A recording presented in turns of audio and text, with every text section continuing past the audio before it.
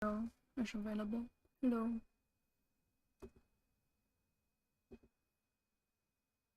Good to go. Hello? Are we good? We should. Okay. Hello, everybody. We will not be doing the regular stream today because, wow, it chose just that time for a guy with a really loud car to go by, of course. We will not be doing the normal stream today because Homie Mark cannot join us as he is busy for the evening. So instead, we're just gonna shoot the shit, hang out, and if anybody has any questions for Bill in particular, or any of the rest of us, I suppose, is related to tabletop games, yeah, we're just gonna be hanging out. And I believe Han or Penny, someone's gonna be streaming some sort of video game in the background. No, it's just the one video on loop. Oh, okay, alright. I didn't know if we were gonna play. I'm not gonna have Animal Crossing in the background. Not quite related. The rest of us, I suppose, is related. Anywho, where should we start then, Bill? Well, I believe the very first question we got was, what does goblin taste like? Well, what does goblin taste like? Well, we've established that their body is, well, take into consideration their diet, they mainly feed on detritus and whatever animals they can catch. And they particularly love toads. So I would just, and given their very low body fat content, the fact that they are visibly greasy, they stink. I would imagine that goblins are kind of like clams. You need to kind of put them in a purging tank for a couple days. You gotta season them well. Yeah, I think the boiling is probably like the only thing making them semi-edible.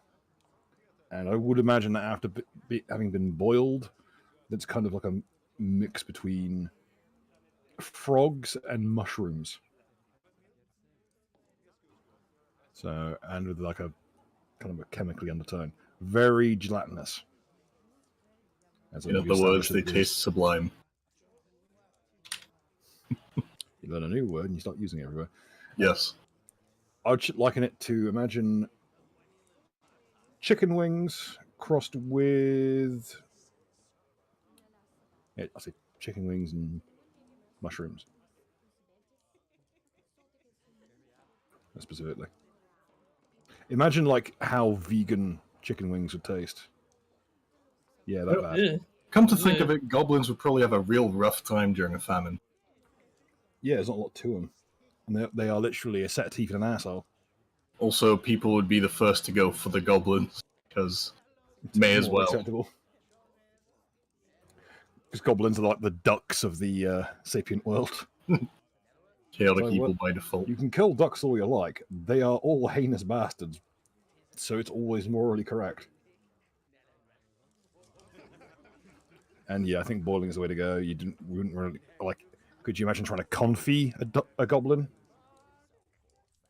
Like just packing fat around it till it cooks itself? Just throw it into a crock pot. Like, it'd take a lot. It'd be very stringy and tough. So yeah, I think that's the best way to put it. It's like old chicken wings. God. Okay, with that matter well and truly like beaten into a fine greasy paste. Has anyone played Dungeon Crawl Classics? I've not personally. Have any of you? No, I'm not too familiar with it personally. Let me look it up. What would be Dungeon Crawl Classics? It appears to be it's Fantasy Grounds is like got some stuff on it. Is it like a video game or just a regular old RPG? It's Does Roleplaying Undertale games. count?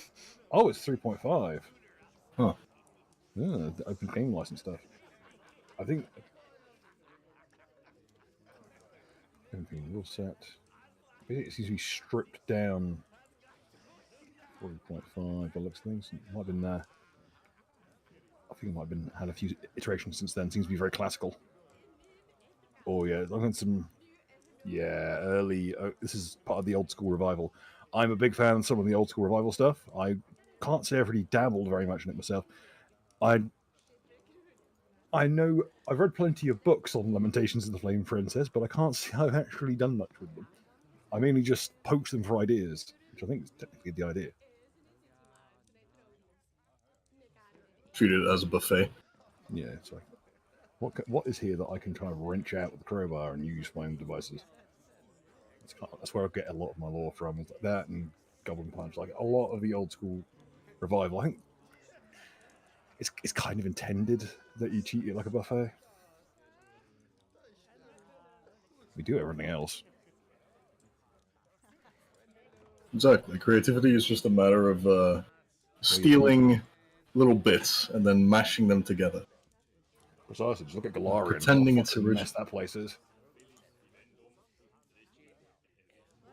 There's one question from Captain saying, have you ever played D&D 1 or 2? I played a 1.0. tiny bit of 2nd edition AD&D. I can't say I played any like basic or white box. The person who taught me D&D had like the full white box with the blue dice and stuff, because he was like original run D&D nerd. That motherfucker was serious. Also, the man who taught me how to sword fight, or one of a few.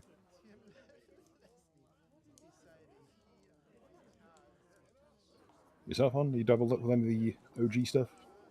I've been looking into some of the AD&D stuff. It seems interesting, especially like Dark Sun. I really like the concept of Dark Sun as a setting. Mechanically, it's a bit strange, especially like the whole Thaco thing and how that works. Once you get your And head like around it, as it's a not too bad. You got to remember, this is a setting system that was much more chart based. yeah, I definitely like the general philosophy where it's a bit more loose in terms of like the rules. It's not as set in stone. There's a lot of different optional rules as well for which the DM can choose to implement or not. I'm a firm believer that the design philosophy there should be applied to stuff like Pathfinder. Like in those days, like, oh, you have a certain percentage chance to hide in shadows as a rogue and to move silently. Those aren't for everyday use. Those are, I am literally in the path of an enemy who is walking by. I need to press myself into a tiny crevice and become fucking invisible. That's what hide in shadows is for. Not just I'm crouched behind furniture and have like an obvious like, I am trying not to sneeze while hiding in the bushes. yeah. Oh no, I rolled a 1. I better just hurl myself bodily through this gauze bush and start screaming. Like, you don't always have to roll. Yeah, that and just like the I guess the main issue with 3.5 and Pathfinder that I've been having a lot is how much stuff you need, especially feat wise and all the taxes. Whereas it seems that in egregious.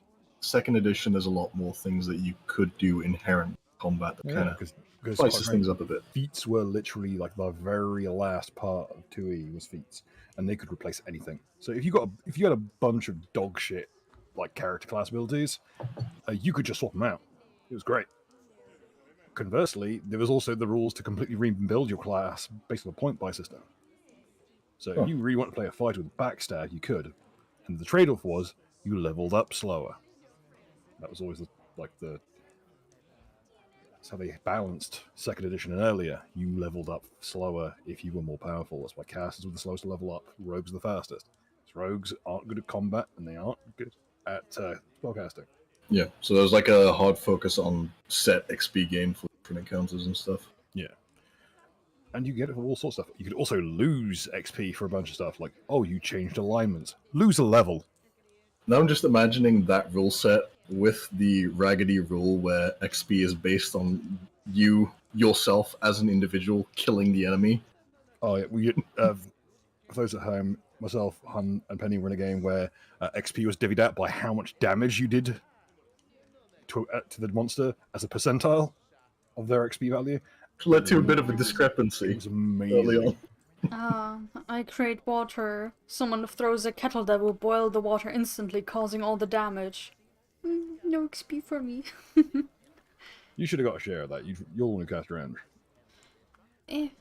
But I still found it fun, to be honest. Oh yeah. It was a bit very not minimalist, it's fine-tuned.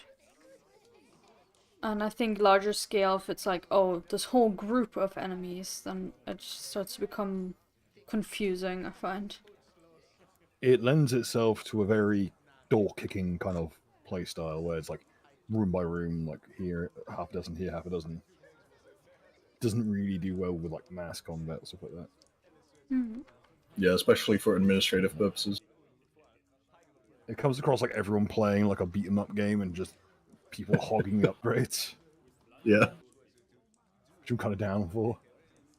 That's the best way to make 5e feel like second edition or earlier. You just play like keep XP for keeps. Make it competitive. Inherently make the party compete against itself. It unironically made 5e way more fun. Oh yeah, it was really fun.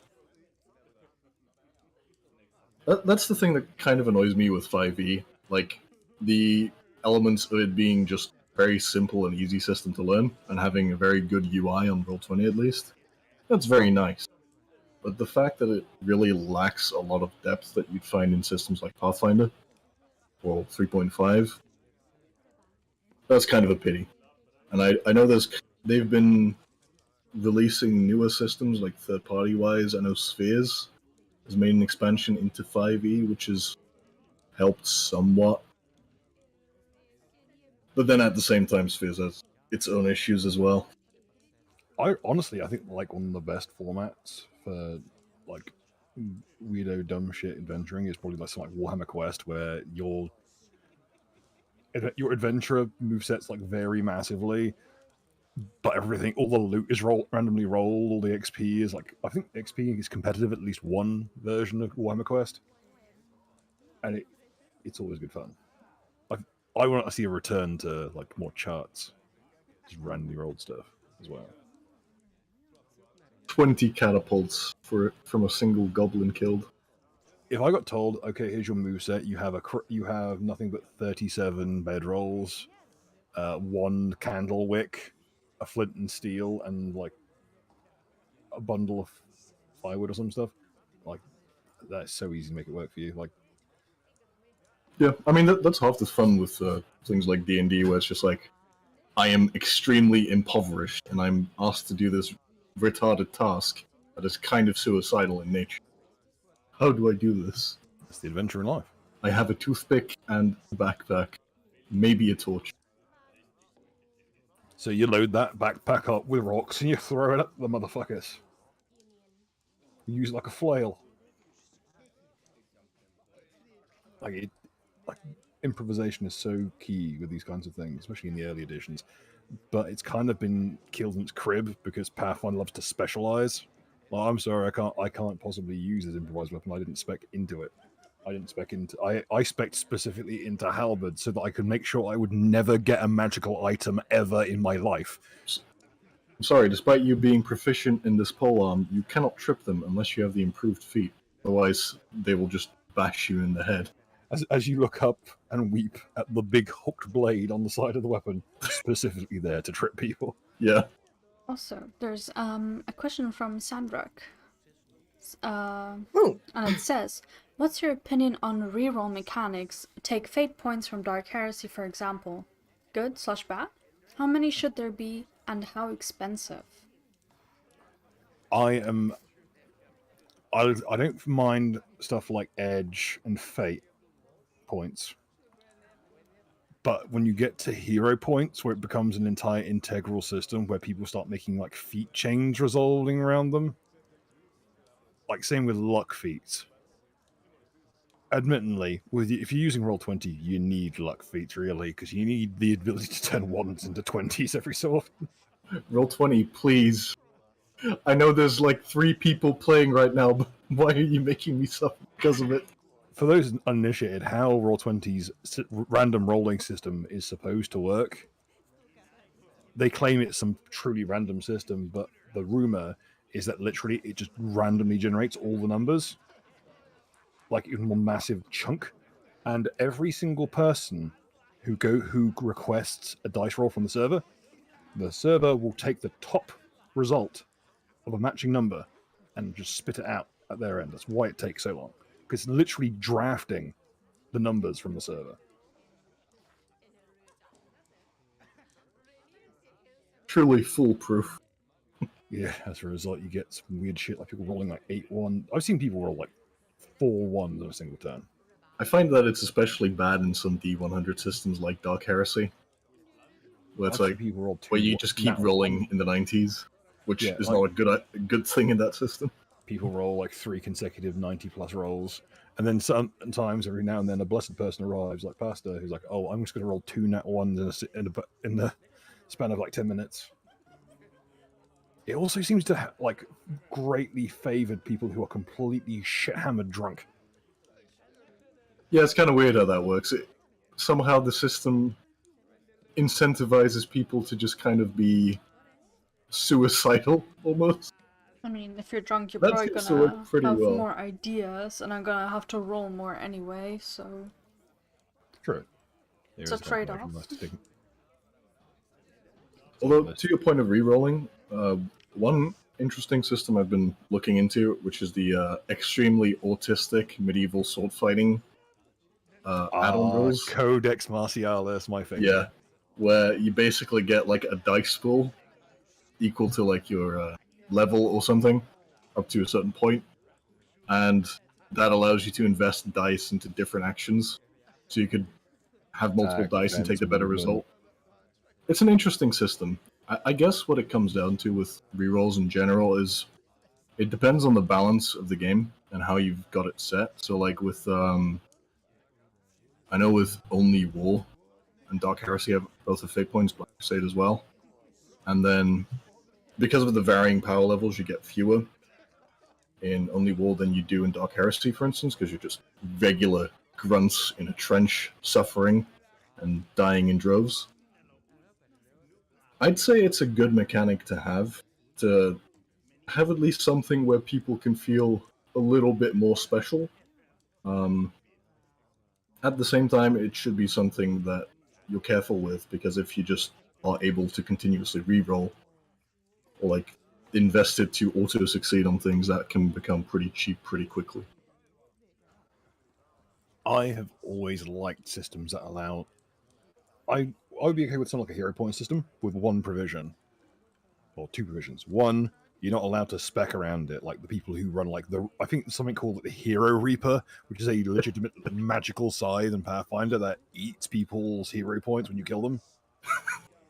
Shit like that gets on my nerves, like, can you fucking not? And secondly, I would make it so that if you're going to use hero points, you can only use them on other people. You can't use them on yourselves. Yeah, there needs to be a bit more compatibility for enabling teamwork. Like, yeah, I know in Pathfinder there's teamwork feats, but they're not that great in general. I'm of the opinion that you should just be able to share them innately. Just give everyone tactics. Or give them the ability to... How Warblade used to do stuff like that. Like, every morning you'd do your fucking katas and shit, and you could swap around your weapon focus feats and stuff like that. Yeah. Something like that, where if you spend about the same time like practicing with the other marshals, you can share your teamwork feats with each other. And there's a limit up to like your int modifier that you can have ready at one point or something like that. Yeah. Probably wisdom based. Because, In general, though, I think the most important is cool. So a lot of these issues can be compensated for by having a, chill DM. One thing I've been having some use out of is the idea of you can have a reroll, but you have to give something up. Like you need to hand over to the party some event in your childhood or the identity of one of your parents, or something like that, and the party decides. or in the case of our format, the crowd can decide. I could even randomly roll it. I've got the background generator. Like, we're going to decide what social class this character lived in. Oh god. But it seems, little Timmy, at the age of 13, your parents went through the economic crisis of '08, so you get to have a really rough time for a couple of years.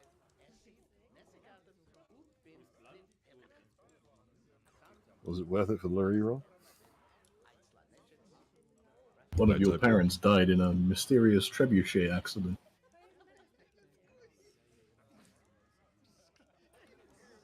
And subject to trebuchets, I do appreciate that primitive technology actually showed us how to make one. Making sure that every time someone tries to run one of those like Play Yourself games, Siege Engineer is just innately there for everyone as an option. Though not quite as good as the Todd Cutler version that can just throw darts at people. Wait, is that Todd from Todd's Workshop? Oh yeah. Hell yeah. There's something very magical about throwing a bunch of darts at something with a trebuchet. It's kind of surprising that even with him living in the UK, he can get away with firing a trebuchet in the countryside. You'd think that some Bobby would go up to him and ask if he has a license for There is not a... Bob, I've seen the police run away from fights with unarmed people in the UK. You really think they're going to take their chances running up a 5-acre field system against someone with working knowledge and a functioning trebuchet full of darts? Yeah, unlikely.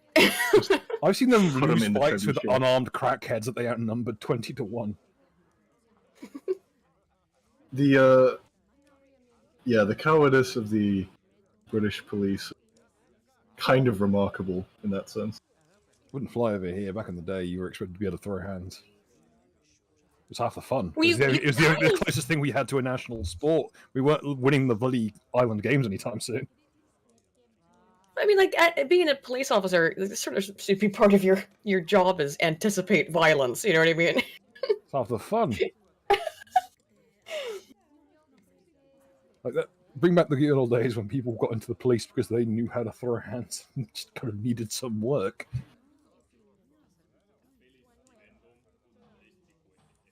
There's still some of them, though I'm sure there's not that many anymore in the UK, considering the current recruitment process. You just need to look in the right places. Look up there in the north. Look for the people who Up brought north. a bag of Greggs to the sensitivity training course. Love me, Griggs. Why does it smell of steak bakes in here?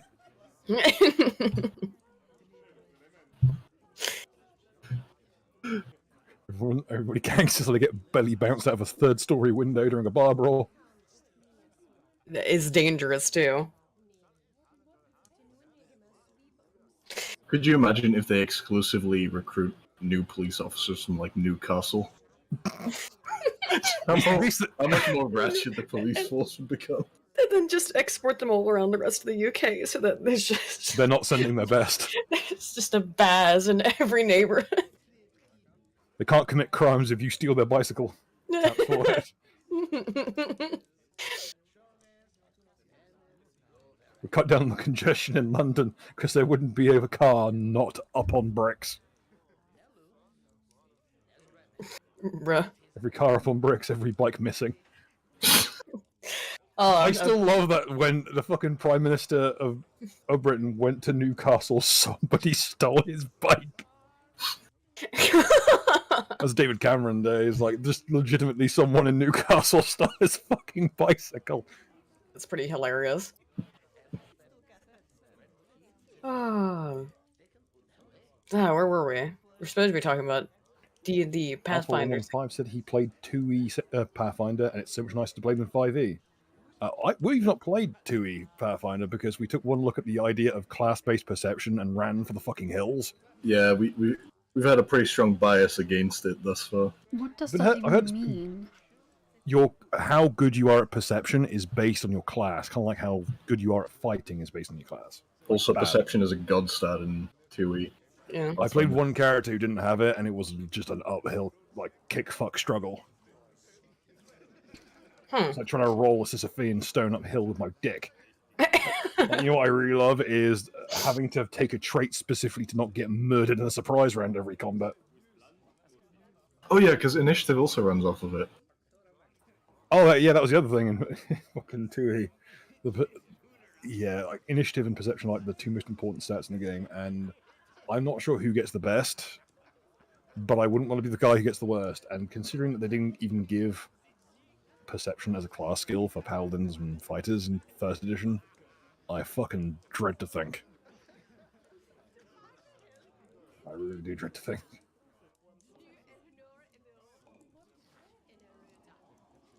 Yeah, because for as much of a broken mess as Pathfinder First Edition is, it's the broken mess that we know and love. And, well, there's a shit ton of third-party stuff that can help you cope with it being a fundamental horrid system. Dear good grief, I'm looking through this for the Archive of Nephis for second edition, and whew.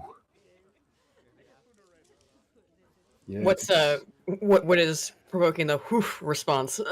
the layout. Every class has like 2 to 3 different like sub departments.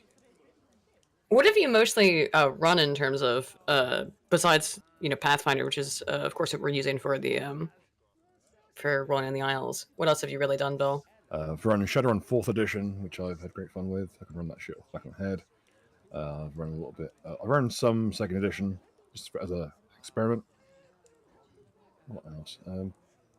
I tried to run Hackmaster and it didn't get very far, unfortunately. I couldn't get my players to learn it because Hackmaster only has 1 edition and it's intentionally made to be obtuse because it's based in 2E. Been a few other bits and pieces. Didn't you also run Only War back in the day? Yeah, I run some Only War that's on the channel. Ritualist is still backing that one up. That one went okay. But I've only run Only War. I've not run Dark Heresy, and I've not run Black Crusade. Honestly, they're basically the same. Yeah. Almost. Some minor differences, but it's I'm trying to think what else I've run. almost exactly.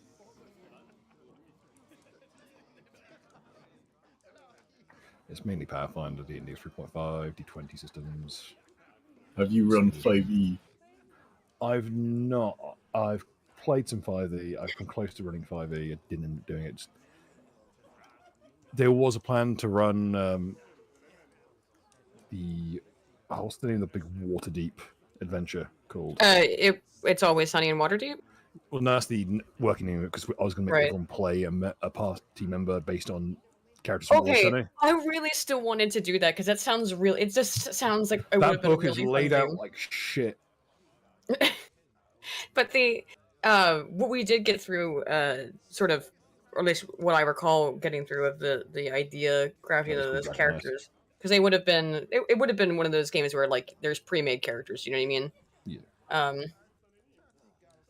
I can tell you this much: like, it was fairly simple to make the characters in 5th edition. It would be trivial to make them in Pathfinder. You actually get a lot more freedom on that one. If I'm trying to recall, Charlie was a druid because he got the rat stick and he's got the ability to talk to rats. Right. Charlie had a rat stick, and I do have art of it. I don't. It's not Mac was a monk. D was a Aarakocra, which is the bird person race, and I forget what her class was. I think it might be the cleric.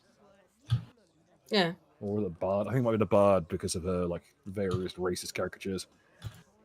Dennis was a mastermind rogue. Frank was a devil pact warlock, so he could start blasting. Trying to think what else there was. I think that was the whole squad. Wait, so it's just entirely based off the cast of It's Always Sunny? Yes, but making them run through Waterdeep Dragon Heist. I would have been, bruh.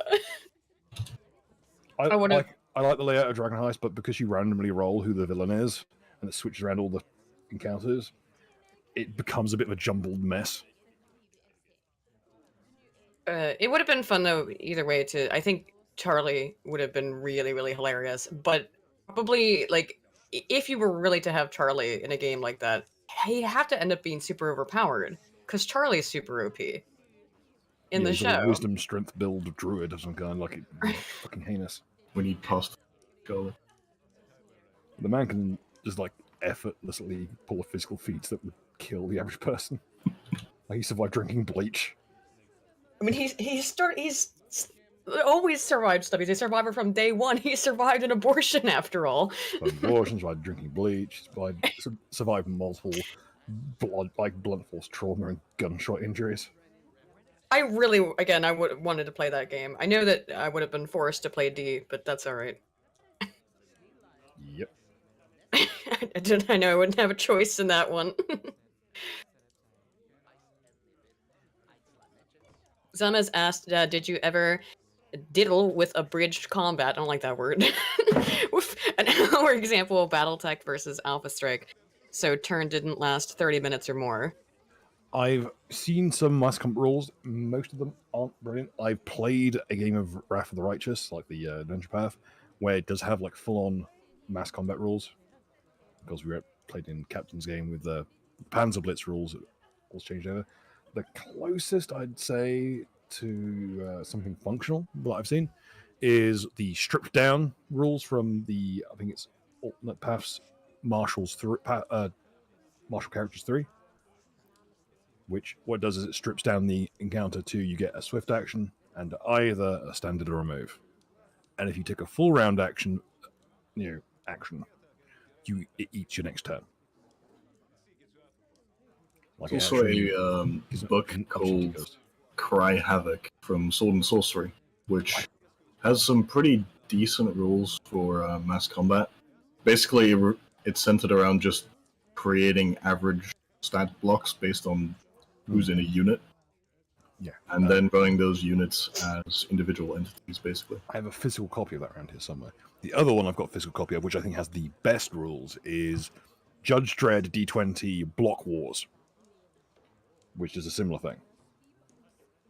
I forget I remember thinking that it was like the best shit for this kind of thing, but I cannot for the life of me remember why. I'm going to have to dig it out.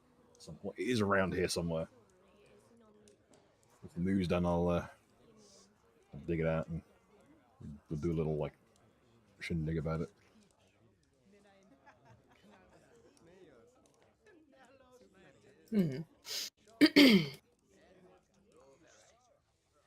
Whoa, dead air. Bruh. Bruh. There's no dead air, we don't have to edit. I think the best way to resolve mass combat, at least from a DM perspective, once you have the dice rolls, just kind of eyeball whatever, constitutes success, and then go, that's close enough. Unless it's like a case where it really matters that it's accurate. For reasons. But generally speaking, it's better to just be close enough and then have it run smoothly rather than trying to be as accurate as possible and then have everything slow down to a snail's pace. Well, the troop rules are good. Kind of boiling it down to a kind of a swarm effect. Yeah. I had a good system for it. I think I made that mistake running Only War, where... Do you remember the river crossing, where I just spent 30 minutes rolling for artillery? Oh, yeah. And where it would land? To see if you guys would just get pasted. For context, they were basically doing an amphibious assault. They were all in a landing craft with 50 people, D-Day style. And yeah, it was just a solid 30 minutes of... getting shelled flat. Yeah. You know how I survived the multiple shellings I got hit with? It's a safety vest. Keeps you safe. Yeah, but what I'm curious about is how it managed to get me through enemy lines. Roll20 has a weird sense of humor. It really does seem to favor the bold. It does. Or the suicidal. It also just seems to have a weird sense of humor or something. You know what I mean? Obviously, the human brain's going to make connections between things that are completely random, but because we're evolutionarily designed to do that. Maybe they've got feds watching all the games looking for right-wing behavior, and if they get particularly well amused, they start throwing dice around themselves. This is how they try to gaslight us, waging a campaign of psychology. All a glow up.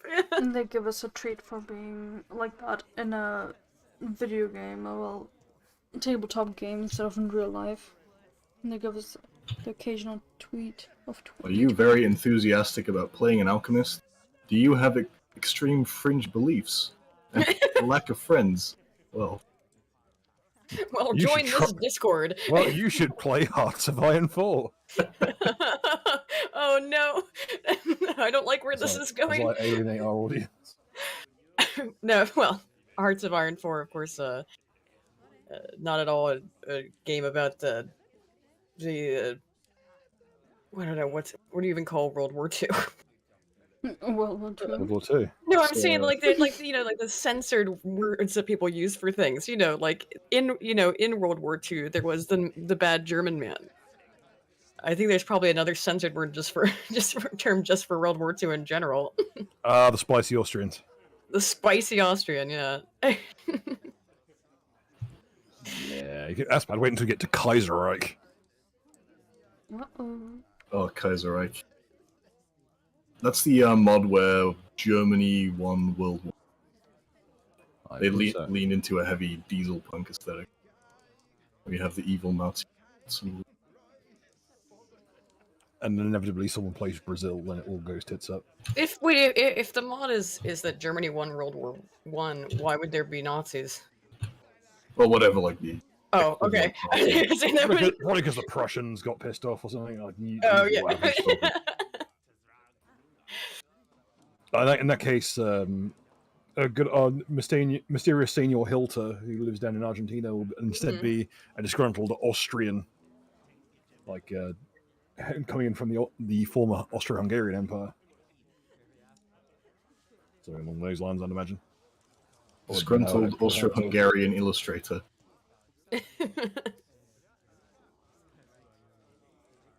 I had a question, now I've lost it. Oh, how about this one? This is probably just... Jesus Jesus Christ. Samus. Whoa, whoa, whoa, whoa.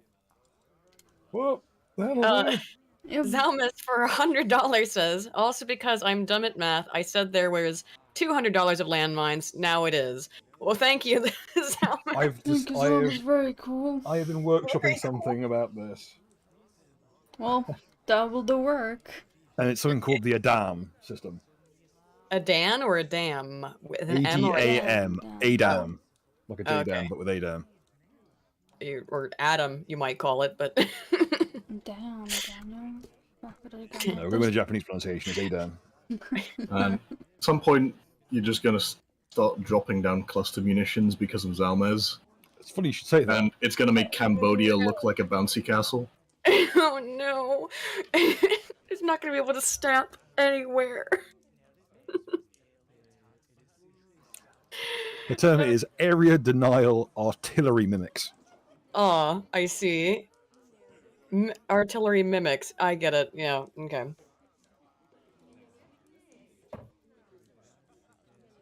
So if I'm understanding that, are things just going to appear to be something else, but actually be landmines? Oh no, here's the concept. I'm still nice. workshopping it, but the concept is that the mummy mimic is a big howitzer, and it fires its eggs all over the place. Wait, the mummy? As in the mother, the parent. Oh, I thought you meant as in like. No, not as in a mummified like a howitzer. Yeah, I was confused. I'm not going to pull out Kingdom Hearts and just wrap bandages around a weapon. Although it does make it look cooler. Come on, at least 10% cooler. If you There's only one cool character in all of Kingdom Hearts as Lingering Will, just because it's an angry suit of armor. And it routinely runs into fights with endgame like villains and kicks the shit out of them. And it's just one long extended Berserk reference. It's amazing what you can achieve when you are just a set of full plate. So wow, it's almost like it's not anything we do, it can't hurt them. It's almost like it's completely comprised of hardened plate. Turns out it's really hard to kill that. Even Pathfinder admits it's really hard to kill armor. Its hit points are 5 times its armor bonus. This is why animated objects are kind of terrifying. And a lot more than they're people kind give of them credit for. bullshit. And this thing, the moment that someone realized how deadly they were, it became absolutely insufferable because they were everywhere. Yeah, you can cheese them to high heaven. They're also cheap. And customizable. Just Also, kind of if worse. you want to use the Rainbow Six Siege air jab bounty castle, I won't argue. Oh shit. Fuse, save the hostage. What was that noise? No, yeah, there was that one that came afterwards, the one with the grenade launcher that would put sticky grenades down that would just throw you through walls. Oh, fun. Yeah, I zoned out, like tuned out of Rainbow Six. I want my tactical game. I don't want all these shitty special Fun things. hero characters. This isn't Overwatch. I don't want these Back fun in day, things. What do you Rainbow take Six me Vegas for? 2 was a masterpiece. This is a tabletop game. You're not supposed to have fun here. Exactly. Wait, Here Six comes Siege. Sledge, the man with the lowest tech equipment in the game. That's really saying something, considering Kavera's there. Just a fucking 70-year-old pistol with a silencer on it and a knife. The more crutches you have, the more it hurts when they get kicked up from under you. Says Thatcher, who throws fucking EMP grenades. Literally the highest tech device of the time, except the for Jaeger's like anti-grenade like munition system. Honestly, it should have just been Margaret Thatcher.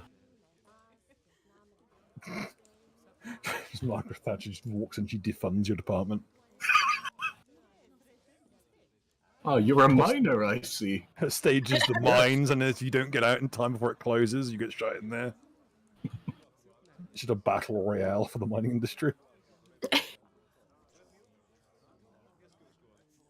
Children yearn for the mines.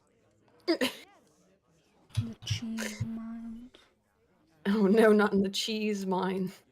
What, they should add Margaret Thatcher to Minecraft as a boss. Where if she breaks into your house at night, she manages to get through the door, she like just walls off the entirety of your mines and leaves you to die. With obsidian. Well, I think if Margaret Bedrock. Thatcher is breaking into your house in the middle of the night, I am being reminded of Margaret Thatcher, the cum snatcher. I'd be more afraid of that, to be honest. Probably been mod for that thereafter. So what is the deal with familiars? Familiars depends on how you run them. I have always been a big proponent that a familiar is not just a pet that gives you magical powers.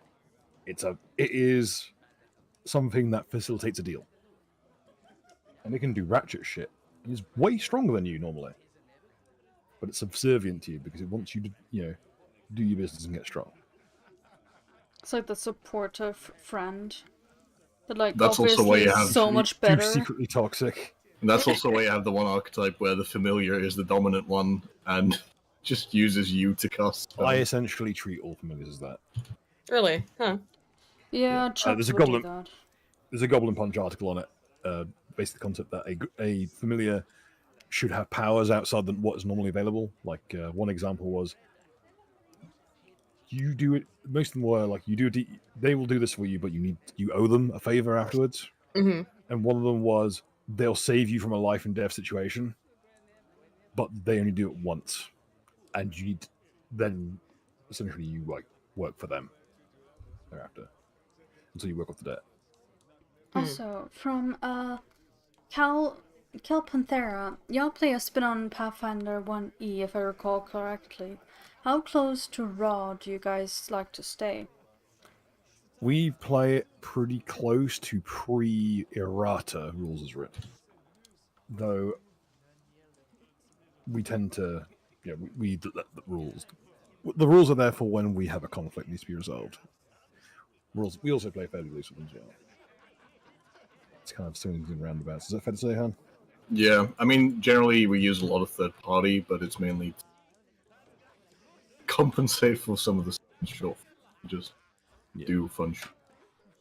And also, we tend to interpret the rules and we use the rules to facilitate rather than like stonewalling stuff for the most part. Like, we run like elephant in the room, all that stuff.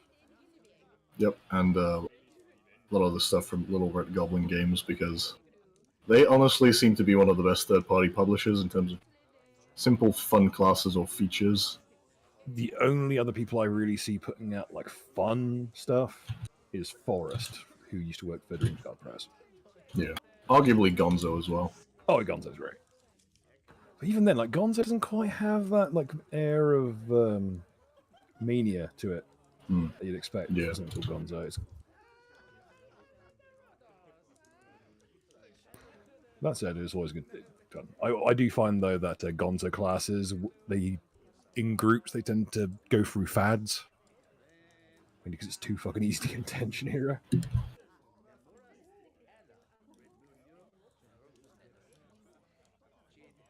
So no one felt the need to put a provisor on selling level 15 class features. Yeah. I think one of the main issues I've personally just been running into with all the various systems, especially third party, when you account for things like spheres or Path of War, Kashik even, is just the bloat of features, mechanics, and different systems where, assuming you're just familiar with them, even then it's, yeah, little much, to say the least. Yeah, spheres is really bad for it. Spheres and Veil weaving are both really heinous for like. If you have multiple of these systems, those are usually the two that are going to break it the easiest. Yep, for sure.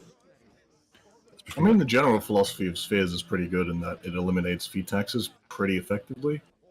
But then it's one of those things where you get a feat every level, assuming you're like a practitioner, and then things get silly very quickly. Yeah, there's also some that are like drastically different in power level. Like, I don't know why anyone would go with the Duelist Sphere when the Lancer Sphere is right there. I see that's someone who goes with the Duelist Sphere fairly regularly. I like Bind Weapon from the Duelist Sphere. Good. I'm more of a Blade Binder. I usually use the first edition Pathfinder, like first party Blade Binding over that. Even though it has the least general compatibility and is laid out like shit. They don't like shit. It doesn't use the usual CMD rules because it predates it. It's still in the post-attack roll, which actually works out in your favor most of the time because CMD scales horrifically. Meanwhile, like party AC does not scale that high, so most of the time the enemy attack rolls aren't coming in that high. They're usually throwing out AoEs instead. So if you make it based around an opposed attack roll, it's more likely to go in your favor. Yep, and you've got a bit more of a general puncher's chances. Conversely, the trade-off is, as I found out the hard way when I realized the discrepancy, rather than having a +1 BAB requirement, it has a +4. And furthermore, in order to get the improved version, which isn't necessary because you can still use it without provoking, you need to be proficient in the Temple Sword or the Kopash. Which is kind of dumb, considering binding a weapon is a basic feature of swordsmanship. Not that, yeah, and neither of those weapons are particularly good at it. They are designed to hook shields, not to bind weapons. Best weapon for all binding weapons is probably a flamberge. Well, more actually an axe, to be honest. Right. Yeah, it was just all over the place. Okay, case in point, though, you get shit like this, like a flail will have no bonus against shields, but a shotel will. And also you get stuff like, a flail will have trip, but an axe won't. Yeah, generally speaking, the aspect of, when it pertains to most things martial and generally equipment pertaining to fighting, they've dropped the ball on that for the most part in terms of making it interesting and somewhat representative of what would be feasible. Some of the best weapons in the game are just shields. Really? Feat support. Once you get hold of Shield Mastery says when you are wielding a shield in close combat, you do not take attack roll penalties. It does not specify for 2-weapon fighting or for anything else. Just you do not take penalties. So now you can power attack all your life. You can throw out random shit that usually gives you like a -5 to hit. You can make every attack roll and a cold shot against the throat, ignoring the -10 to hit. It's absolute clown shoes bananas type bullshit. That's pretty cool, though. It is until you run into some fuckwit running it as an NPC. Oh, well, And the yeah. next thing you know, you're throwing down with fucking Captain America over here who's beating Right. your ass. He did not specify which kind of America it was. Unfortunately, it's the plantation era of America. Oh, lordy. You get hit once in the face, you wake up in the fucking cotton fields. Oh, no. Ah, you're finally awake. You just see Filthy Frank in red, white, and blue. A weird video card running at you with Mark 5. Welcome to the rice fields, motherfucker. The mental image of that is something wondrous. Felix had the bucket hat from his like tourist character he used all of once. Yeah. No, I had a question. I think I've asked you this before, Bill, but I think that at least I still don't really get how you do this. How do you actually like go about planning out sessions? Like, because obviously, particularly with our group of people, and I'm not just saying, specifically Mark and Uzulu and the three of us, but with the group of people that you generally tend to play tabletop games with, Bill, don't always do things that you could in any way ever possibly anticipate. So, how do you really, like, I guess, plan for what is unplannable? You'd be surprised how easy it is to goad people certain ways. I think it's really a matter of like subtle cattle herding. Mm-hmm. In a sense. Yeah. Case in point, you all fell for that giant rock trap pretty easily. Shush. You just got to know The when oldest trick the in the level. book. Like Yep, I said, it's like, oh, the situation's nice and stressful. I'm going to switch off that visibility on that wire. Hope you memorized where it was. Especially after I told people constantly, hey, watch out, there's a wire over here, don't trip it. And then I'm the one to trip it. it's like pottery, it rhymes. At least you tripped it in the safest place possible, right next to the water. Yep. And trapped coming Mark. Yes. I mean that's one thing. That's one thing. But I am always reminded of this. But what do you? I mean, I know what you've done in the past because I was there. I guess when you have somebody like Nuka who's gonna be like, I'm gonna crawl inside of the fucking couch. I want to crawl, or Layman who wants to. Well, that one was easy, which was because he failed his role to comprehend Rick and Morty. But you know what I mean? When someone just does something that is actually incalculable, right? Like, okay, You'd be surprised how easy you can figure it out, to be honest. okay, I To know your audience. going to the couch story, right? Because most people here, I don't know, maybe most, but some people here probably don't know what happened in that particular instance. Would you recount it? And that's again why I'm asking specifically. Like, I don't know how you could possibly. I mean, I guess I know you're reacting He to it. tries but... to do his Dane DeVito impression, crawls into the couch. So what do I do? I tell him, okay, on the way through the couch, you find a little secret area right behind the couch, in the crawl space. On the wall, there's a gigantic demon face in green basalt with a big open mouth.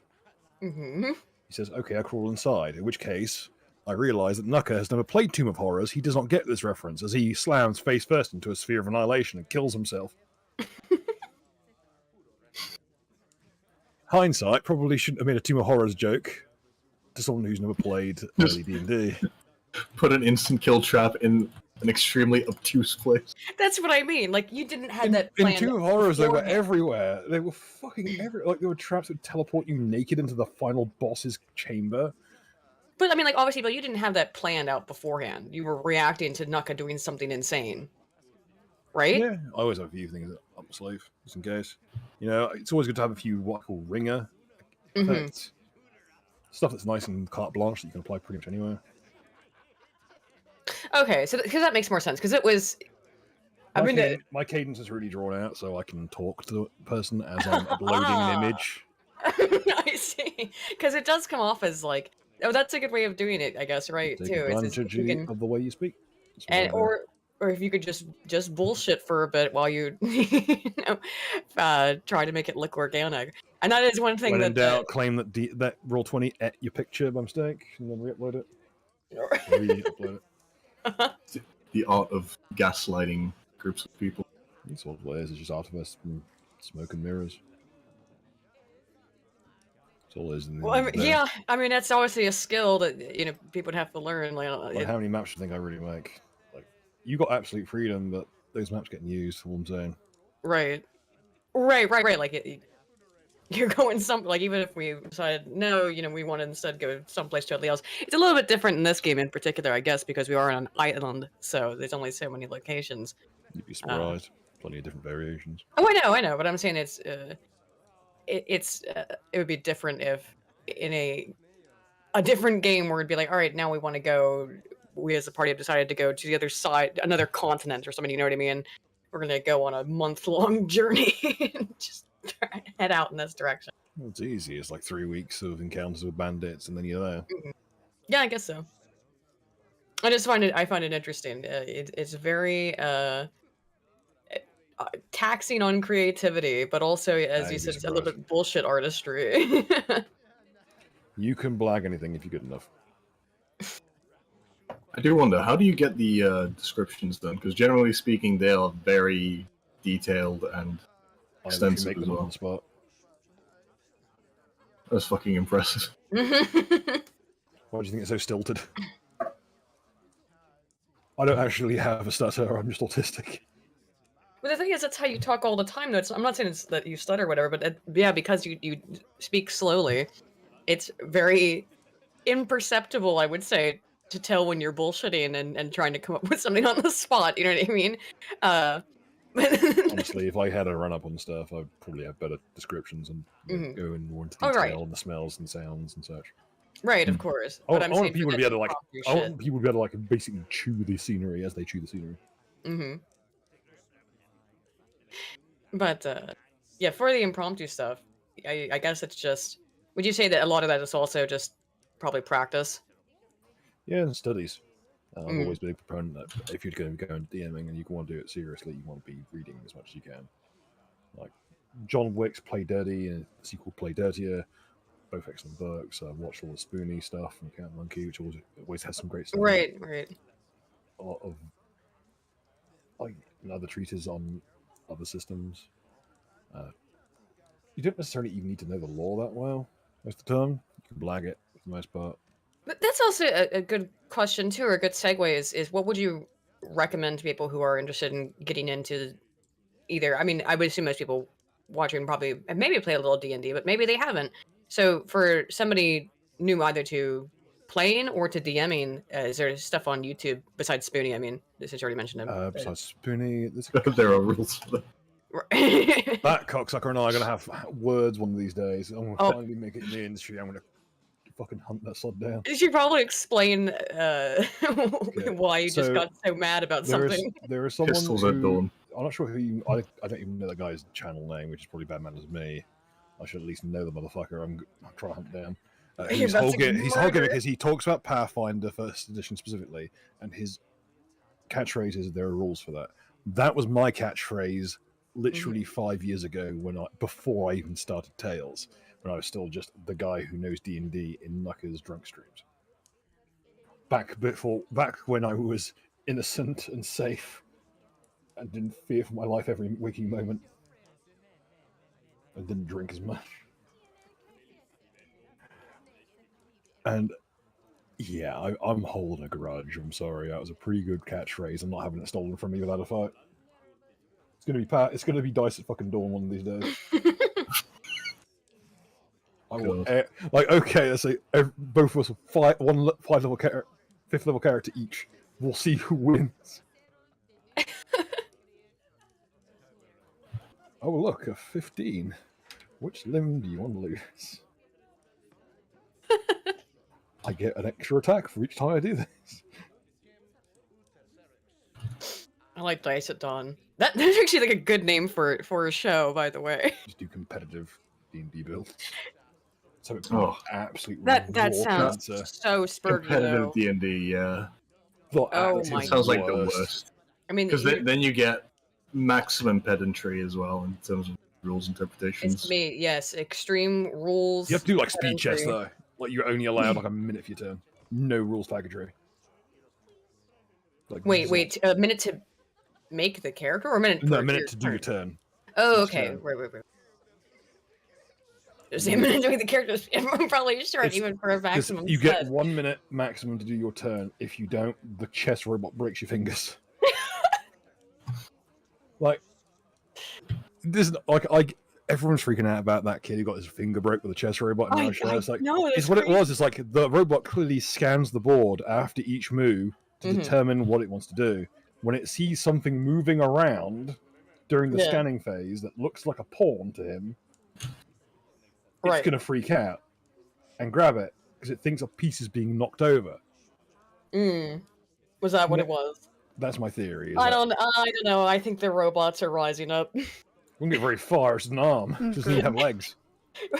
He's just raising his fist in power and solidarity against the human oppressor. Maybe it's just not fond of kids. I mean, understandable. Anti-natalist robot. I mean, Fuck them understandable. kids, robot 2022. There's only one thing worse than a rapist. A child. No. Now, should I call it anything worse than a rapist? A robot. No.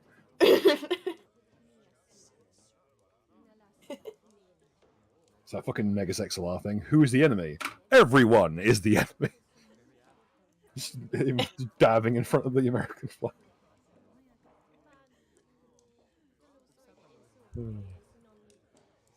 God. Apple 115's an AD&D kid. It's just like that image of Hobbs's Leviathan getting parried by, I believe, Fucking Rousseau. love that gif so much. To make a post in player chat. It's pretty magical, not gonna lie. I have it on speed dial. There we go. The area means nothing. Duck plane shifted to island for God's sake. Yes, he did. Should I I add sent him- those into the stream? Yes, Yeah, you should. make it the background. Have the entire, make it the most eye-bleeding possible thing to have. I can put magenta Comic Sans over it. Oh,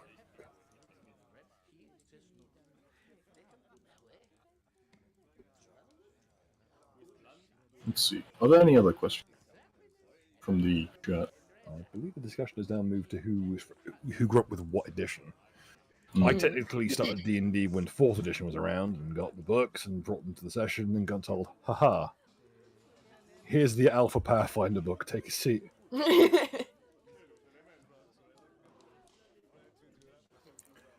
Then a string of the worst possible characters. Yeah, I started with Pathfinder as well. Kind of, mainly through Bill, actually, and following Tales. And then I I've got to add primarily played 40k games like Dark Heresy, Black Crusade, and Only Wool. At least in terms of like DMing, that's the only real thing. Because it's simple. And even though it's less likely to fuck you up, doesn't mean it's perfect. At least you have a recourse when the dice just say, no, go fuck yourself. Precisely. As I think you guys know, but just for anybody else, I had only really played AD&D a little bit when I was in middle school, so I was like 11 and 12. But there were a lot of problems with it. The guy who was the DM, I don't think actually really understood the rules, and none of us really did, to be completely honest. So entirely, so it was a bit of a mess. And then I had been interested in playing in college, in undergraduate, and I only did a little bit because I've told my story about in other places about that guy Karashki, who was just the very first day that it was like the first day of school, by the way, the first day that the clubs were supposed to meet, and I had joined the Japanese club, And I walk into the room, and it's these couple of nerdy guys, as you anticipate in the Japanese. It's the Japanese language club, by the way. We weren't allowed to have the only clubs we were allowed to have were academic or sports. We weren't allowed to have hobby clubs. So don't ask. I don't know why. That was just the rule of the college. Probably for funding reasons. It's for funding and to teach you how to make a front. I suppose. Well, that's. What do you think do you think we ever studied Japanese in the Japanese club? No. Watch Japanese anime. Yeah, pretty without much. We subtitles. Studied the play. We studied the plate and we just watched anime. That's what we did, and did other nerdy stuff. But yeah, so I showed up the very first.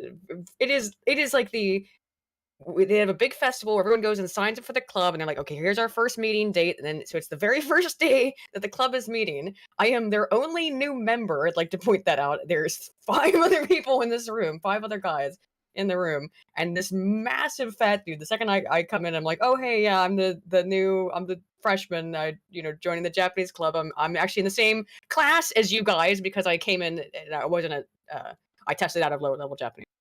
And he just walks up to the board and writes out that fucking equation. I always forget what it is, which is like women equals time plus money, therefore women are the root of all evil, or something like that's the or money is I don't know. It's this equation. It's some Reddit shit, is what it is. Okay, Yeah. it's some top tier Reddit post, and he would have gotten a lot of updates for that back in the day in Reddit in 2008, not in 2022, because that would be sexist now. He didn't say a single thing to me. Just walked up to the board, wrote that shit on it, and just sat down. And Weird everyone's flex, kind of like, my dude. I don't even think it was, I don't know what it was. I was just kind of like, okay, well, hello, I guess.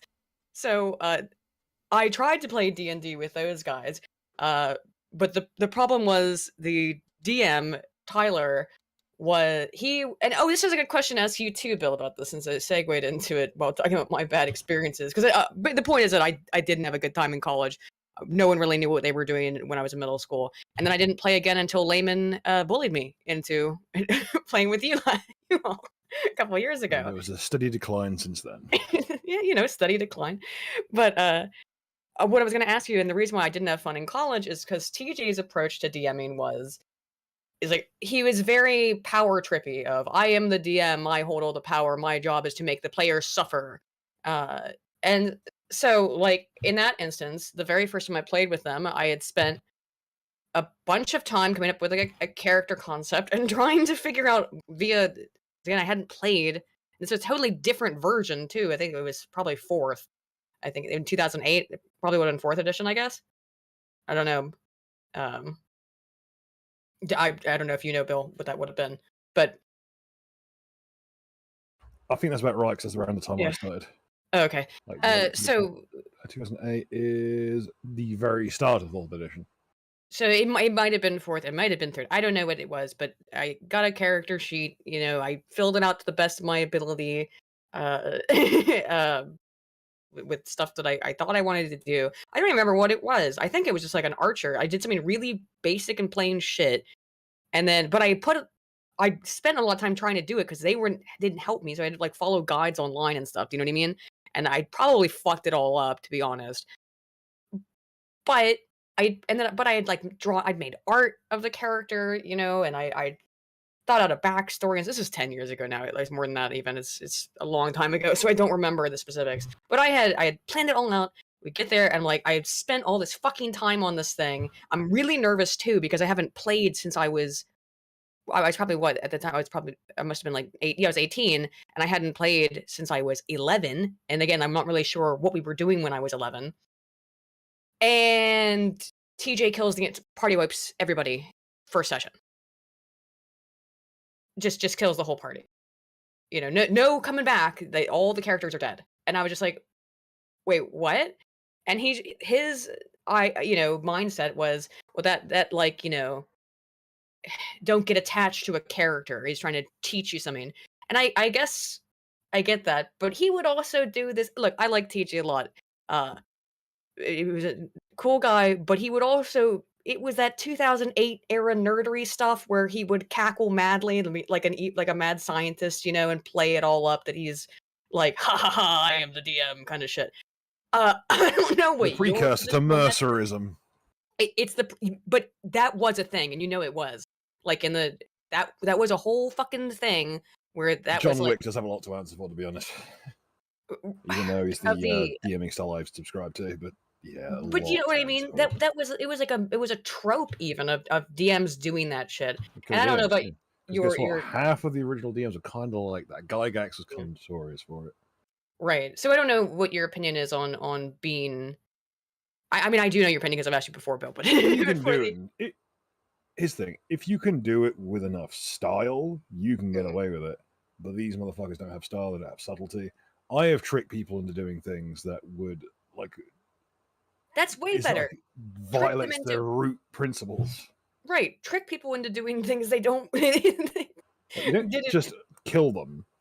You need to break them. You need to sell them the rope and have them hang themselves.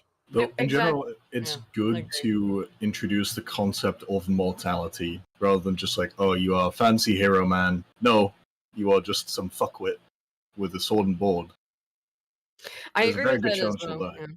Is that there should be obvious that there's stakes, but it's kind of the matter of how you introduce that or allude that to the party. I think killing. Well, I guess I don't know. I killing a character I think should be a pretty serious thing. I mean, I guess it's.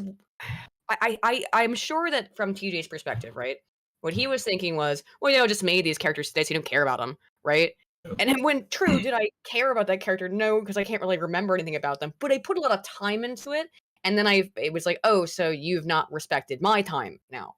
That was what was frustrating about that. Part of it is also just communication, where if you kind of give people an idea of what they're in for, generally they'll adjust their expectations to it. Whereas if you violate those expectations too severe a manner, that can clash. Okay, I've always been a proponent of like I don't like to just like say that shit.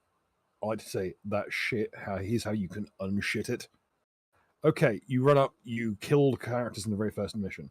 You then hand out pre-made characters. Yeah, and during the course of the adventure, you get enough money together to resurrect the first character.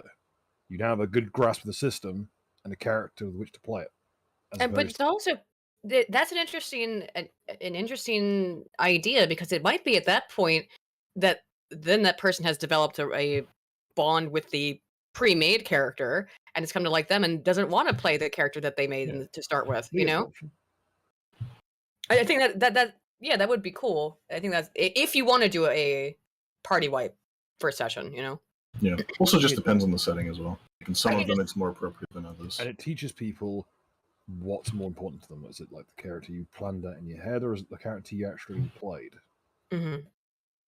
Most people go with the latter. Yeah. Dark Phoenix 77. Real quick, sorry. No worries. I was just going to ask the question. Dark Phoenix 77 asked, "Is it better to start at level 1 or higher?" I usually start at least level 2, unless I'm dealing with very new players. Because we, of course, started this campaign at level 1, but that was because Mark and Uzulu are pretty much unfamiliar with this system, so it, low-level characters tend to die too easy.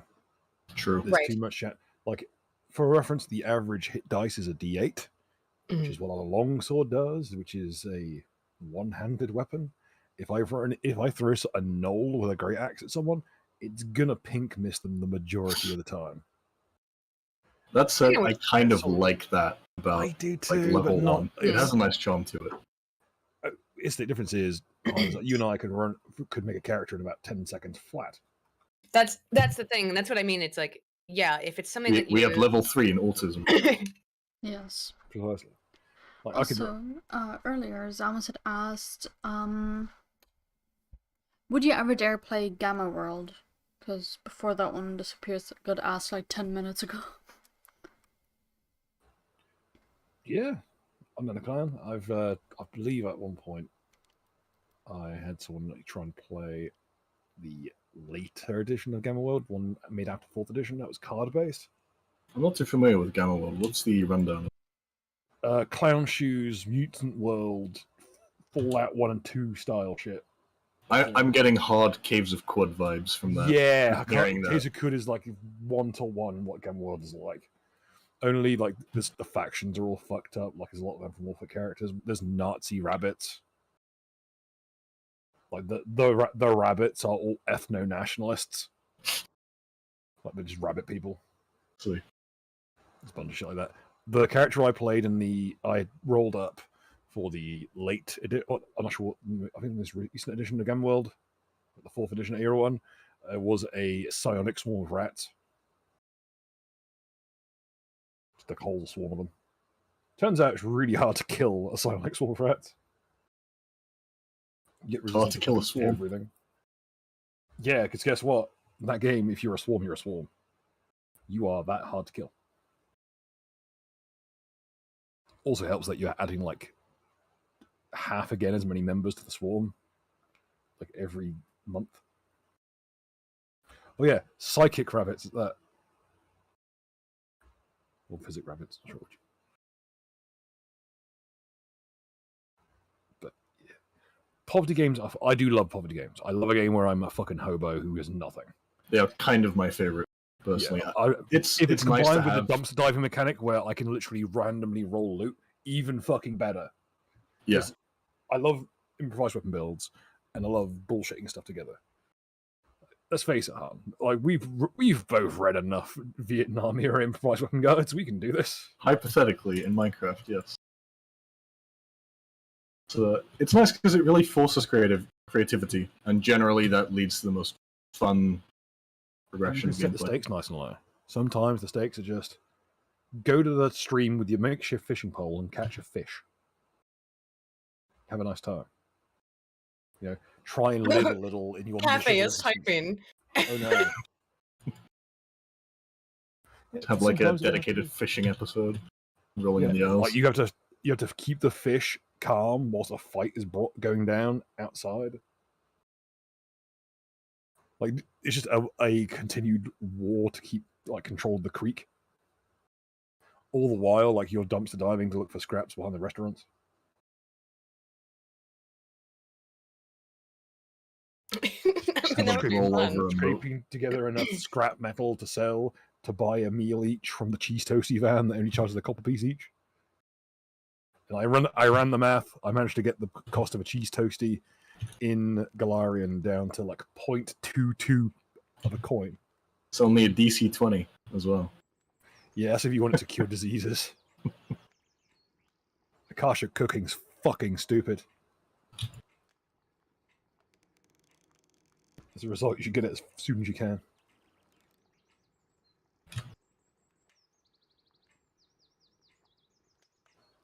Yeah, generally speaking, I start my games around level 3 to 5.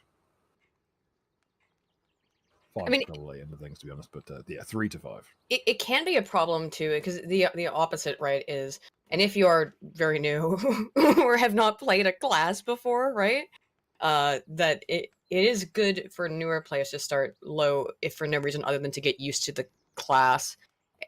Well, like if you've never played the game, for sure, to get used to playing the game. But even if you're playing a new class you've never played before, I'd suggest starting lower, because Yeah. also for like casters and stuff like that where you've got a lot of spells or a lot of like, I don't know, stuff.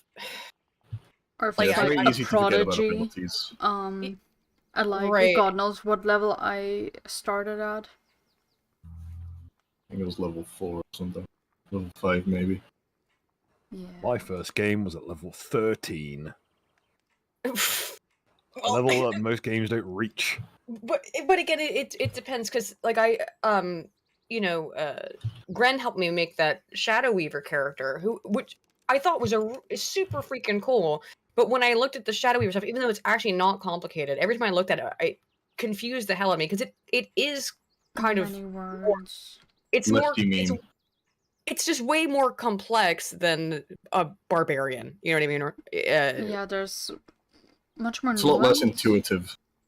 Yeah. Barbarian, Right. what is you rage and you hit them. Maybe Yes. you got some shit that bases off you like rage powers, like you grow claws or something where you start swimming. Barbarians look kind of weird at the same time, but conversely, a Shadow Weaver's power is literally what spell do I copy from another list today? Yeah. Am I going to try and what spell do I fake? And Yeah, as you literally have to have the entire spell list open in another tab. Yeah. And know what You- each you one need requires help. and does. Right, because understand, right, so that, like, if you have false conjuration, too, it does mean that you can cast any conjuration spell that's level 2, correct? Or lower. Or lower. So that means all of it, which is, Yep. if you're not familiar with everything, it's fucking daunting, right? Oh, but you have so many options. Isn't that? No, actually, this is another thing, too, that's interesting, is that actually having less options You- can be better. You have 2 minutes and Fewer all the options, options thank in you, the Arthur. world, Fewer. and several Yes. people Now waiting. choose. Right, Enjoy. that's the thing. Because you have a million options, and everyone is waiting for you to do something. Now, some of it you can plan in your head, while if you're, in combat. But if you're not in combat, because these are not all combat spells, for example, then you have to be like, what do I do? Yeah. We got a super chat with one in your wheelhouse, Aiden. Where do each of you fall on Bartle taxonomy? That is your field. What is this? Where- What does this Bartle's mean? okay, so Bartle's taxonomy is the different types of players, right? There's 4 different types. There's killers, achievers, socializers, and explorers, right? So, for me personally, I think I probably am on the socializer spectrum. You know? Pet. Oh, I'll send you guys a Let me hang on. Let me type it in because I think there's like a chart of it that makes it more easily explainable. Or what? Let me see. 'Cause I've seen a bunch of images that show it off before. Let me. Okay, this one just does it. Here, this is good. Killer is defined by a focus on winning, rank, and direct peer-to-peer competition. Enraged by leaderboards and ranks, or engaged by, not enraged by. Yeah, you're up the first time. Engaged by leaderboards and ranks. Achievers are defined by a focus on attaining status and achieving preset goals quickly and or completely. They're engaged by achievements, as the name implies. Socialites defined by a focus on socializing and a drive to develop a network of friends and contacts. And they're engaged by news feeds, friends lists, chats. This particular thing that I'm reading from here is not specifically related to tabletop games. It's more generalizable, I think. And then explorers defined by a focus on exploring and a drive to discover the unknown, engaged by obfuscated achievements. So you can take tests on this. I have taken them before, I guess. And then there's also different levels of this, but generally people now there's Bartle's taxonomy is one thing. There's also another thing that plays into this, which is of course the player avatar interaction instrument, or PAX, and player avatar relationships, which is one of my primary areas of research. And I think it applies also to relationship with a character in tabletop games, but I'll probably get to that in a minute. First, where do you guys think you fall on that typology of those 4: killer, achiever, socializer, explorer? Kill. Han, where do I fall? Probably Wherever he trips you, usually. socialize. Yeah, hard socialize with all the animals of the forest, pretty much. 90% of the time. Let's fucking go. I mean, hey, if it works. Make new friends. Yes, making new friends. I mean, by the way, also you can, even though it's a taxonomy, right? Not everybody falls into one neat category all the time, and Yeah. because it's The spectrum. role autism. playing, yes, and because it's role playing as well, people can force themselves to behave ways they normally don't, or try to force themselves being for fun. social. Right, being like, I never play a social character, I'll try to play a social character, or I never play a very fighting or combat oriented character, I'll try to do that. Yeah, I know I tried to do that once where it was basically a character that was my complete opposite. Mm-hmm. And I could not get into character. I already have trouble getting into a specific mindset with a character. Mhm. Like, even sitting down, looking at what values my character would have, it's not helping. I just can't. And Just so that visualize it. character it was even worse. To the point of where other players and the GM took over my character to act like the character would. Bro. It was appreciated, but still I'm just like confused. Huh? Bill, do you have a do you think you fall Oh. somewhere on the type list? I'm a mix of things. Like Mhm. it really just depends on the character. Right. I like to have an arc, and I would say out of I've seen a lot of different metrics to determine this kind of thing. Like usually like there's also an aspect of who wants to be more of a thespian about it, who wants to be more of a combat character, etc. I tend to go with the character and have an arc I have in mind and see where it goes. It's a bit of everything, to be honest. I guess I am the enlightened centrist here, and this one, let's run down the list, I suppose. Okay, let's run down it. Killers, which is like your classic murder hobos, like slaughter types. Yeah, guess what? Killing characters in new and interesting ways, very much up my alley. I like the puzzling out of it, trying to figure out how to kill something efficiently in new and interesting ways. Like a well-timed ambush is perfect. It's endlessly satisfying. Achievers, yes, it's good to see your enemies driven before you, and I don't know where where one would really categorize something like psychological warfare. Is it achieving, or is it socializing, or is it just killing, or is it Yeah, there's quite a exploring bit because of it's trying to ambiguity figure out what there. That's gets to true your too. opponent? Yeah. There is a lot of ambiguity, and it's designed to be fairly open-ended. And I don't.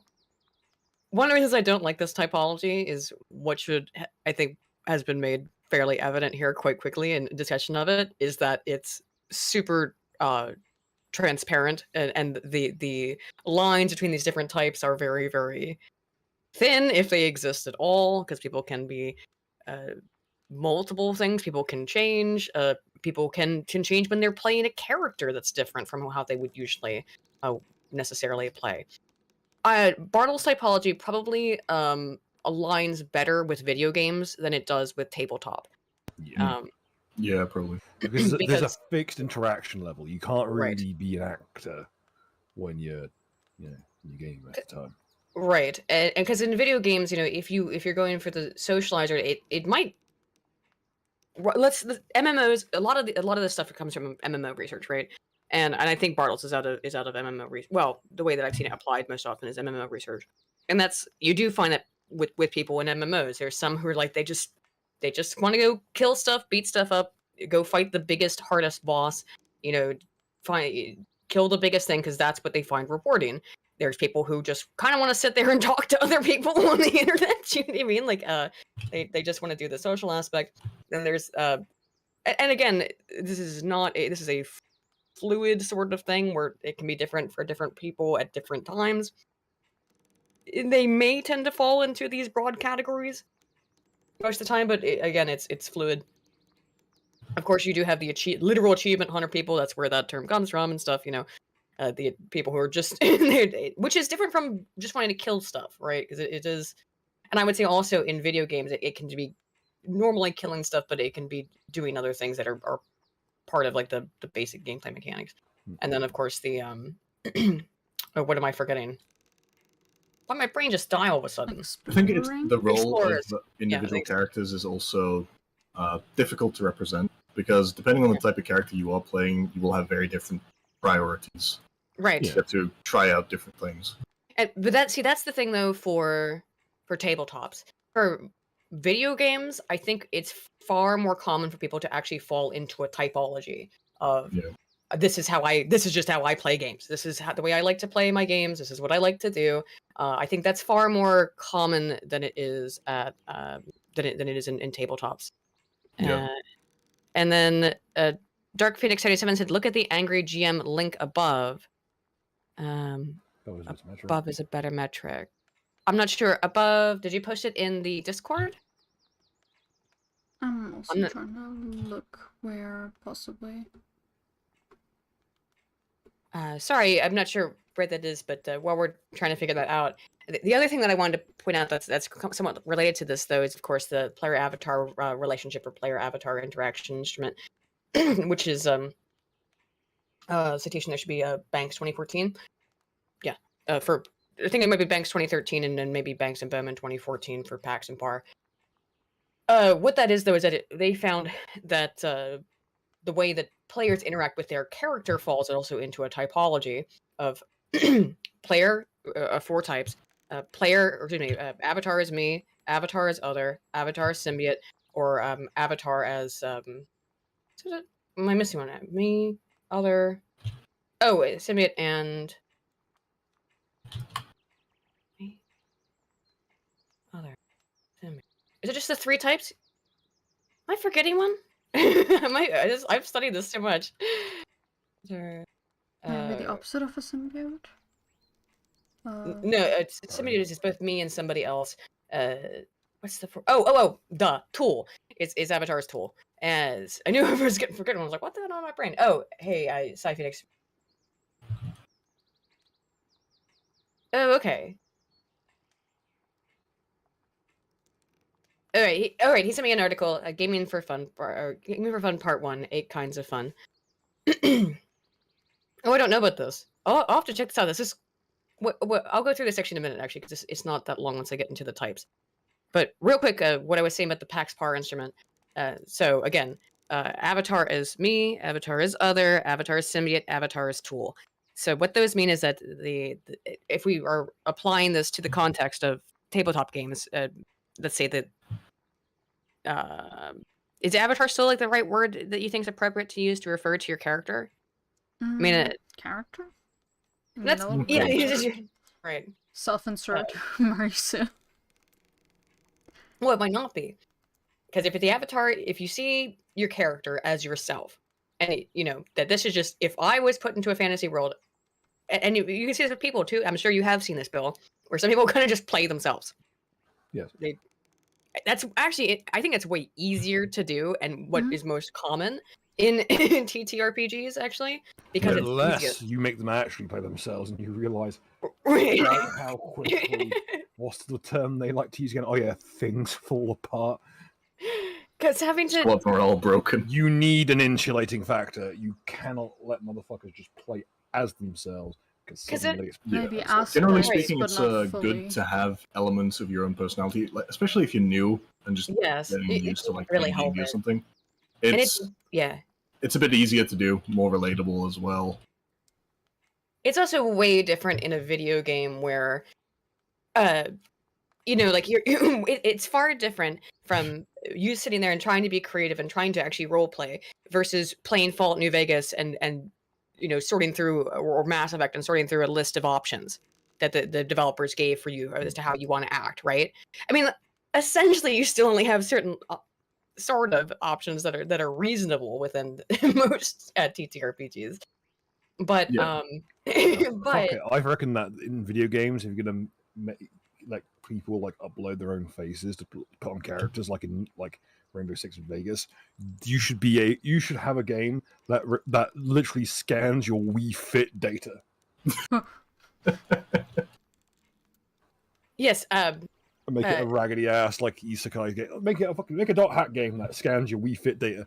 Dream cancelled. Weren't there a lot of people that tried to make themselves an Elden Ring, for example? And people try to make themselves looking very cursed. So in the PAX PAR data, we found that avatar is me, right, is actually by far the most common. It's I'm sorry, it's not the most common. I'm sorry. For real. Of the ones that were the ones that were interesting. I always get the fucked up. Of the ones that were interesting, that was the most common. But the most common one for video games again is and I actually think this might be true for some tabletops, but it depends it's more like if you're a power gamer. Do you know what I mean? Is the avatar's tool, which is that it's just this. I don't really care about this thing. It just exists as a way to get things for me that I want. That might be more like the achievement hunter in the Bartlett's paradigm, or Bartle's taxonomy, I mean.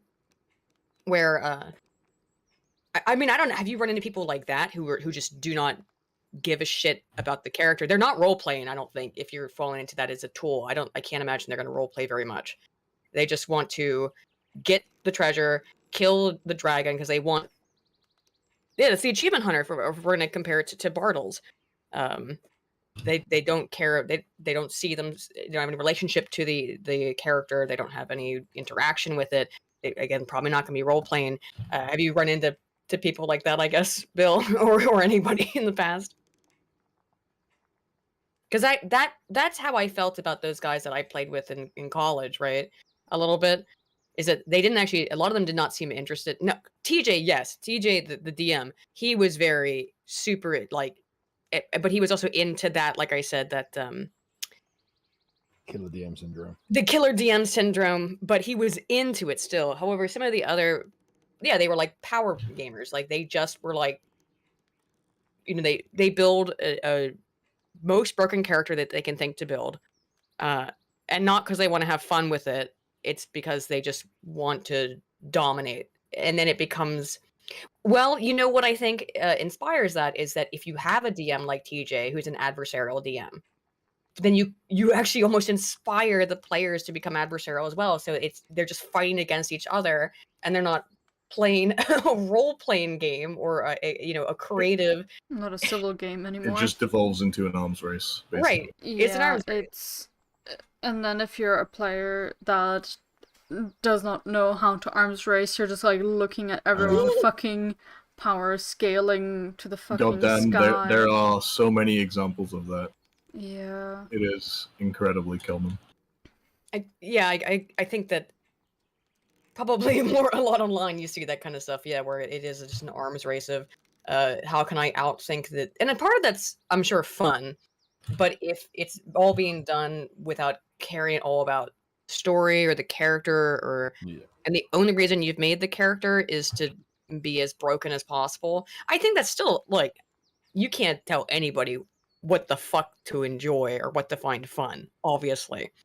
But I do think that it's a little counterintuitive to the point of playing a role-playing game. Do you know what I mean? It's very surface level because you're basically treating it as a video game. Yes. It's like a fucking RTS or a fucking like you're playing Ghost Master or whatever on the fucking PS2.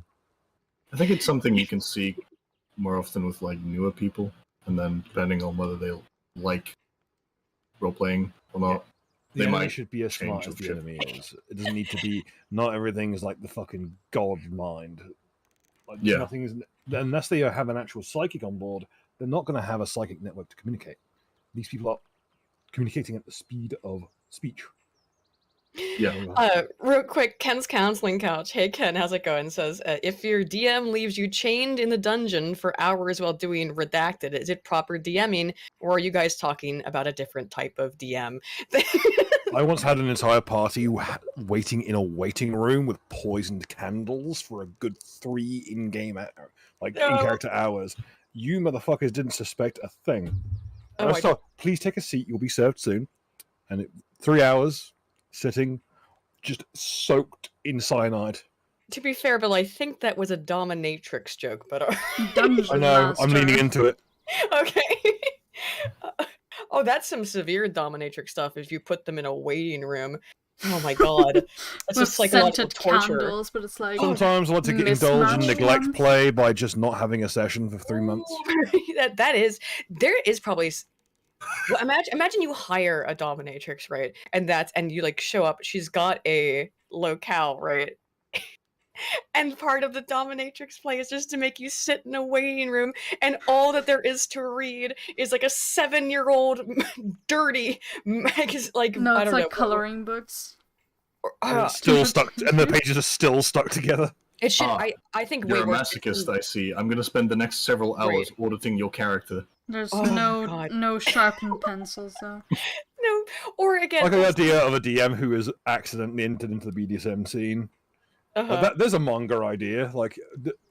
This wasn't the dungeon I was expecting. Just call it that. And it's just some fucking That sounds like it's schlub who only a runs thing. who DMs like specifically like late but pre 3.5 era 3rd edition games, but accidentally ends up working in the sex industry. And he's just trying to kind of blag his way through. It's like if they find out now, it will be dreadfully embarrassing for everyone. Goblin They'll Slayer already kinda want hidden their different. money back. No wonder they were paying me so much money for this. One is good. I don't want to tell them. Oh shoot. Back to the PAX parchment though, before I forget. Ken, what is that? What the fuck? You can gladly read that one. I read that's what I read out. That was the Oh no, the new one. I was there. Hang on, it hasn't updated on my screen yet. I will, unless there's a new one. New one. Penny is ahead. The one with the Lenny face in there. Yeah. That's what we were just reading. Yeah. Out loud. Yeah. Going back up top from Kill Panthera. Here's a fun question: what's the strangest thing you've had the occasion to say because of a TTRPG? And what was it again? Say again, Bill. The strangest thing that you've had the occasion to say because of a TTRPG. Oh Please my god, note, this is not the same as things you said in a TTRPG, but things you said because of it. I am personally a big fan of my brag of I've managed to trick a Irish player into sending his character through time and space to accidentally assassinate Bobby Sands. Oh my god, too, and just how upset he was.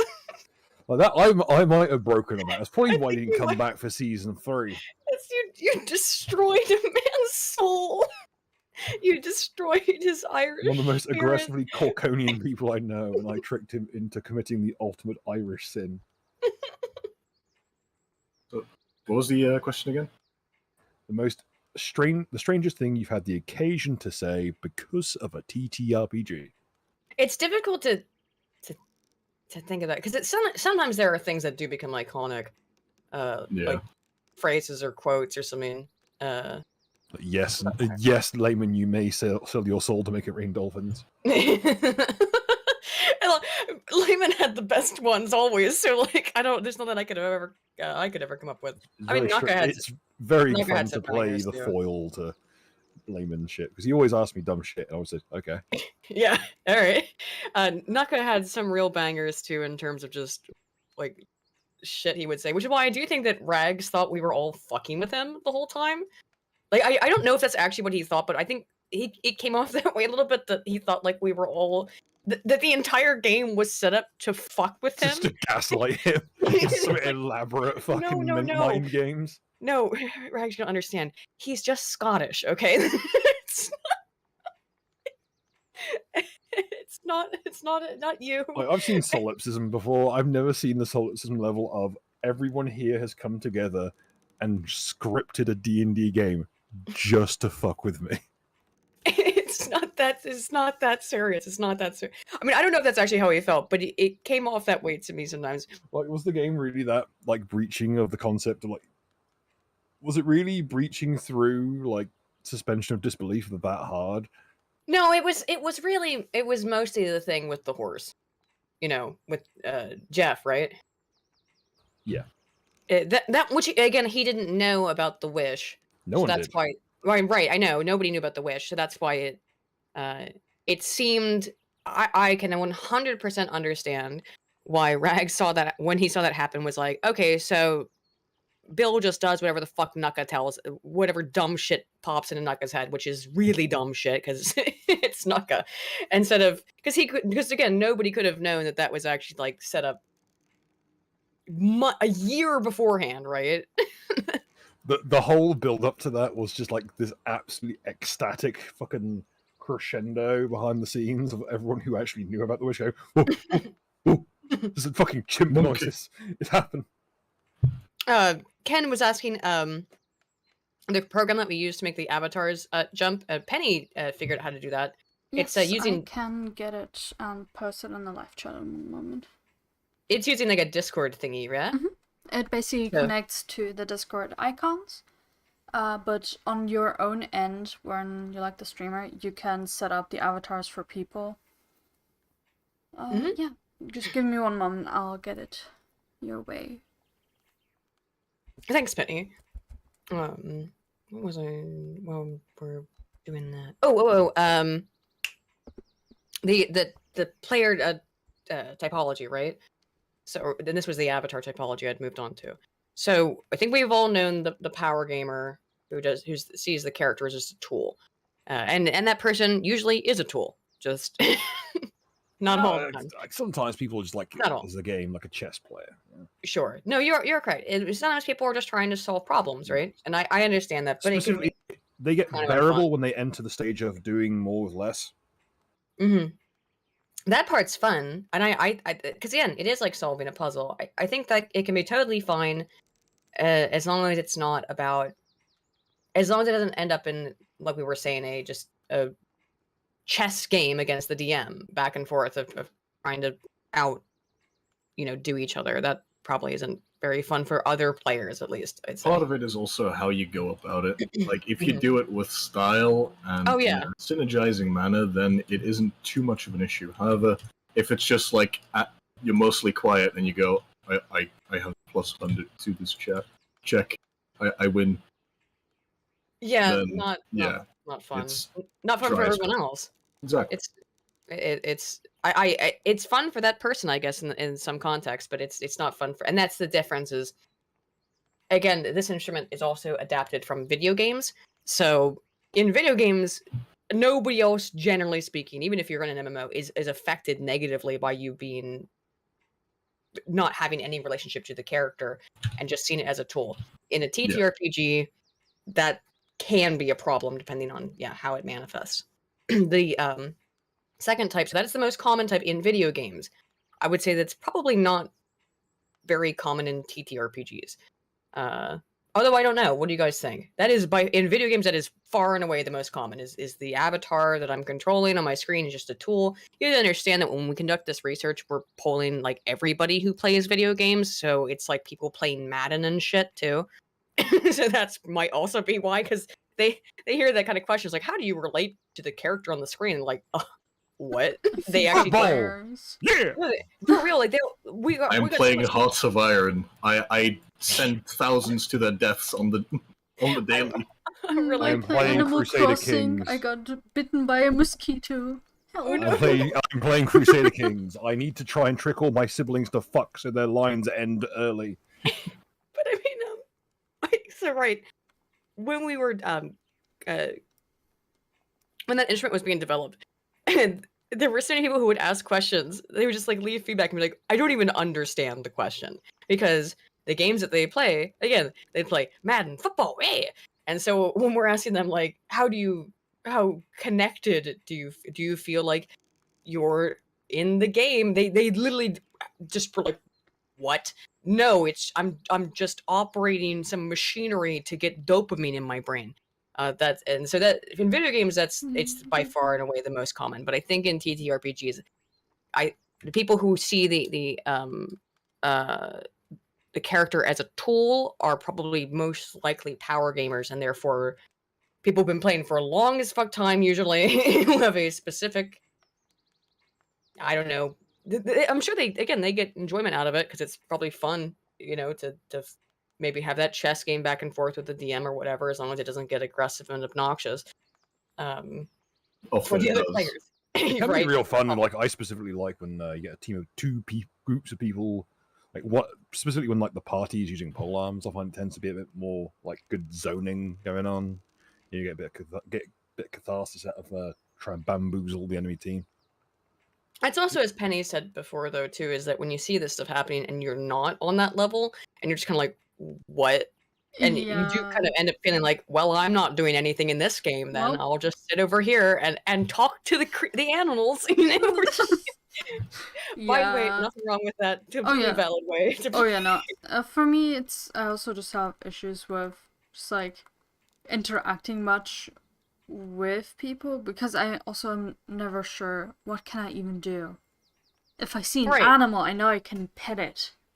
At least I can try and probably get mauled to death, but hey, that's an option too. It's and by the way, like, because our group of people, here, largely speaking, the term "people" needed such a run up to say. Is comprised of folks of all different levels of skill, but I would say for the most part, most of y'all are very, very familiar with the games comparatively to like Penny and myself, and even though they weren't always like Bill, you basically groomed a bunch of people into becoming DMs I themselves. would rather you wouldn't have phrased it that way. I really would rather you wouldn't. No, I chose that word on purpose just At because I home. knew you wouldn't, because it's terrible. That's why I used it. Bill spawned a bunch of new DMs. At home once more. Yeah, someone else to do my job, thank God. Oh, okay. So the other the topology. So I think that the question was is how common do you think that avatar or character as tool is? I think that's again like power gamers. I think that's kind of rare. If you want to put a percentage on it, you don't have to. But I feel like maybe like of all players, like 10%, maybe something like that. Probably. It's definitely overrepresented among like first time or new players, Yeah. Yeah. but There's a people who definitive. have played it a bit more, they usually grow. Yeah. The second part is avatar, or let's say character is me, which is I think in D&D and tabletops the most common, and that's because people mostly are for new players almost unilaterally, I would say, where it's really hard to, even if they're not intending to accidentally fall into that, which is it's just me. I'm just gonna act the way that I would act, that I would respond to a situation. There's nothing wrong with that or anything necessarily, but at some point I think Yeah. that can get really boring, right? And it kind of defeats the purpose to a certain degree. Yeah. I guess, I mean, it can be fun to be isekai'd, right? To be like, hey, I want to be me in a fictional world that I've been isekai'd to, where I can do magical shit, but be me. No, I do think there's a bit more nuance to it. Because I know with Eris, I have a few of my like personal stuff in there, but it's not like fully me. I think everybody has Like, well, maybe not always. No, I don't, because I always try to. I mean, it's, at some point it is going to be me on some level. I try to. I mean, and inevitably there's some aspects of yourself that end up in a character that you've made. You know what I mean? Maybe not always. Maybe again, maybe if you're only doing it for chivos, or I don't know. We'll get into the other typologies. So because I think that's the most common though, right? Because for me, I fall into the third category, both in video games, and I think, or I generally think I do in the way I approach TTRPGs. And the third category is symbiote, which is it's me, but it's also somebody else. And so there's elements of me in this character, but it's also a different person, and we're meeting kind of in the middle in terms of how the character behaves and acts, right? That, interestingly, is the second least common type in the typology for video games. The symbiote one's the second least common. It's out of 4, but it's I think it was, the tool was like 60 or 70%, and I think it was like 60% for the tool. It was like 30% for me, 15% for symbiote, and then 5% for other. And that, because the other one is very, very rare in video games, and I'll explain why. The last part of the typology, other, is that this character exists outside of myself, and I'm basically just a vessel that allows them to, this is in the context of video games, again, remember, a vessel that is using my hands to put in inputs that are allowing the character to complete his or her goals, right? See why this is like 5% of people. I think it might be different though in TTRPGs. Yeah, it's because of the very nature of it. Right. There's so much more interaction, and to some extent a lot more immersion as well. Like the whole social element of it that, well, kind of dictates or allows you to even play TTRPGs, forces you to become more immersed in it, and therefore having a symbiotic relationship to your character becomes a lot more natural as well. Right. I think of that part 100%. And I also think that if you were to take the PAX part instrument and apply it to TTRPGs players, which, wait a minute, why have we not done this? Oh my god, I have to, oh, bruh, wait, I want to do this. Oh my god, hang on. I could do this study. I could do this. So Nerdgasm. check if someone has. They might have. No, I know the creators of the the creators of the instruments are literally my doctoral advisors, so I would know if it had happened. It hasn't been done yet. Oh, I come back in and I'd be like, I'm not affiliated with a university anymore, but I just did some research and I'm gonna. I can't properly publish it. I'd have to get the go-ahead to go through an IRB.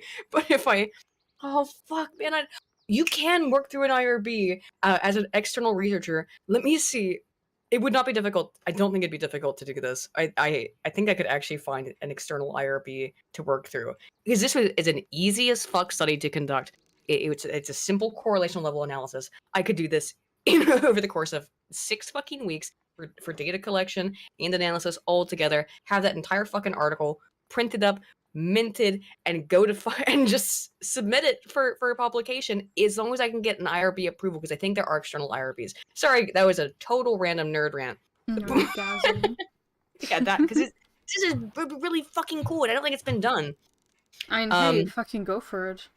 Because I guarantee, I can say with some certainty, just based on what we've talked about even here, is that you'd find almost an exact flip of the normal model for video game players. In that, I bet you find a whole lot of people who, like I said, it's like 5%, if not less, of people see a video game character as someone with agency who exists outside of themselves, and you as the player are helping that character achieve their goals. I think that's way more common in TTRPGs. Is I've made this character, yeah, but they're their own unique person who has their own goals and things that they want to accomplish that has nothing to do with me whatsoever. My backstory is that an elf slighted me once. What do you think about that, though, guys? About the commonality of that? I would suggest that symbiote is probably the most common. Symbiote's definitely the most common, but I think there's way more than 5% of people who play TTRPGs who comparatively to video game players, who see their character that they made as a someone who just exists outside of themselves, and them rolling the dice is just a function of them helping that character pursue their own storyline. Yeah. Oh yeah, for sure. Although one thing I was wondering is that because it's so general, this study and the method of categorization, I'm wondering to what extent it would be useful for looking at TTRPG specifically, because it's kind of a very different dynamic as well. Yeah, it is totally different. You'd have to you would have to alter the scale. I of course have access to it. It should be probably accessible either way, but just email Dr. Banks if I can't find. If I don't have access, if I can't find my old instrument anymore. You would have to update it. You'd have to change a couple, of the terms in it. It should be online, but it's not worth going over right now. But yeah, you have to change it to make more sense, because obviously some of the shit is not analogous. But that would be interesting to look at, to see if at least the breakdown is. Again, this is why this super simple thing to conduct survey wise. Like you're just talking about basic percentage based analysis. You could just do a survey monkey thing in like 10 minutes. Well, not 10 minutes. You need time for people to respond. It'd be cool to see. You might need a small sample of TTRPG players to go through with with a revised version of the instrument to make sure that it still has it's still valid and reliable. Sorry, that is completely unrelated to what we're talking about. So, I mean, it still has to do with tabletop stuff, so I don't think it's that bad. Oh, it's more that I'm just getting excited about the idea. Hayden gets excited about the idea of doing a study. I'm researching. Researching. The thing you used to do instead of playing the actual fucking game we're talking about. Oh, so Sci-Phoenix sent me this article that also has. I'm going to post it here. I wanted to get through my dumb shit because I was like, this is interesting. I thought we could look over it. This is the Gaming for Fun Part 1, 8 Kinds of Fun. And if you scroll down a little bit, you'll be able to find the 8 kinds of fun. Swan touching grass. One is touching grass. I'll be back 1 second. If you want to go through them, though, I suppose. While I quickly return. Return to monkey. Monkey noises. I'm too bad at making them, so I will spare people. What is this fucking artwork? Huh? Like the very cursed picture of a farmer and his minotaur. I'm worried. Where is this? So the fucking the manlator and his weirdly thin horns. Just imagine you're a minotaur and you hire someone to shovel your Like, shit it's up. either a very short minotaur or a very tall man.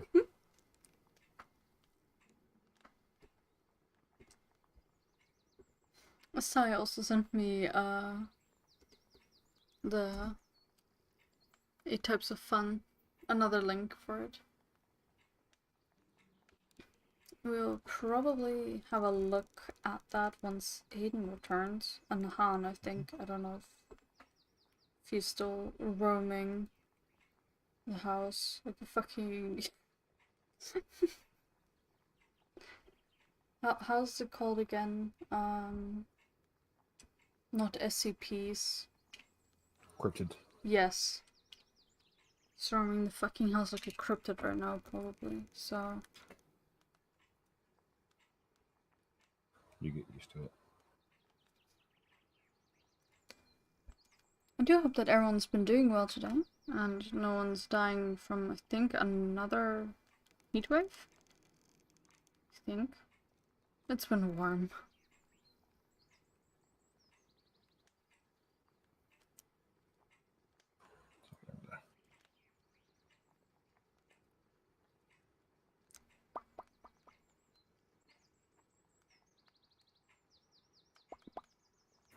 Okay, let's see.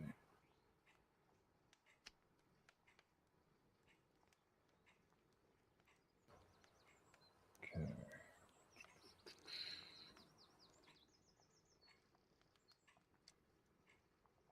I do hope everyone stays hydrated.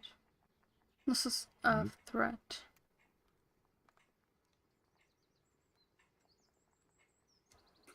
Okay, I'm surprised that. Okay, let's run down that line. Let's see once it gets back to the position.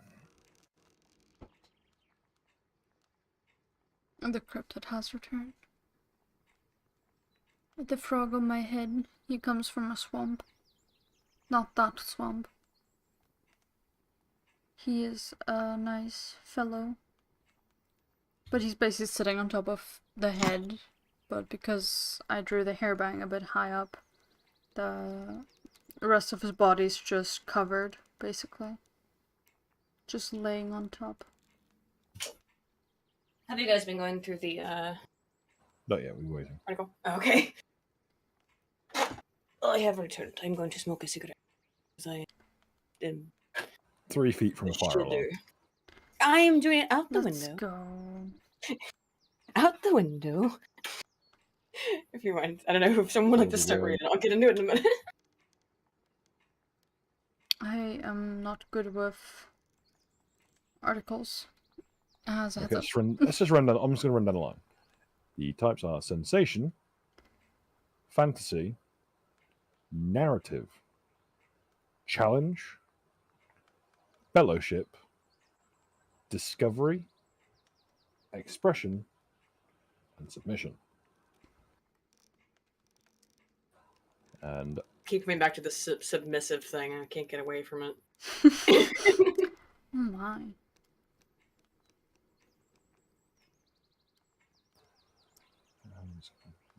consistent.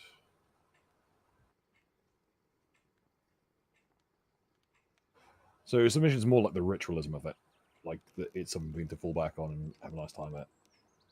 Yeah, That's well, all we get. do you want to read through just the basic descriptions, I guess, or a little bit? Okay, I'll just run down it. Sure. First up, sensation.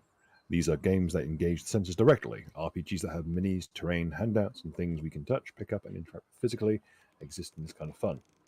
Savage Worlds players are said to love their toys. They look great on the table and give them things to touch and move around. People will also like to incorporate music into their games and enjoy sensation as fun. Though Sirenscape and BattleBard users are part of the sensation as fun crowd, our own Gnome in Chief also enjoys the visual visceral appeal of stuff on the game table. If you like to see, touch, and feel things as part of the game experience, then your fun is found in sensation. This, to add to the article, this would include people who like to have like a set Physical decoration, physical dice, set decoration. People who write handouts on actual like aged paper. Oh, that's so cool! Yeah, like seals and shit. That kind of stuff is super. I've never been in a game where that's happened, but I've seen. I do think Critical Role likes to do that when they're running. I think they're Cthulhu game. Oh yeah, Japanese Cthulhu games are absolutely legendary with their set decorations. That is one thing. I mean, it's one of the many things that you could say is positive about Critical Role. I know that it was generally not positively probably received here by most, but it is.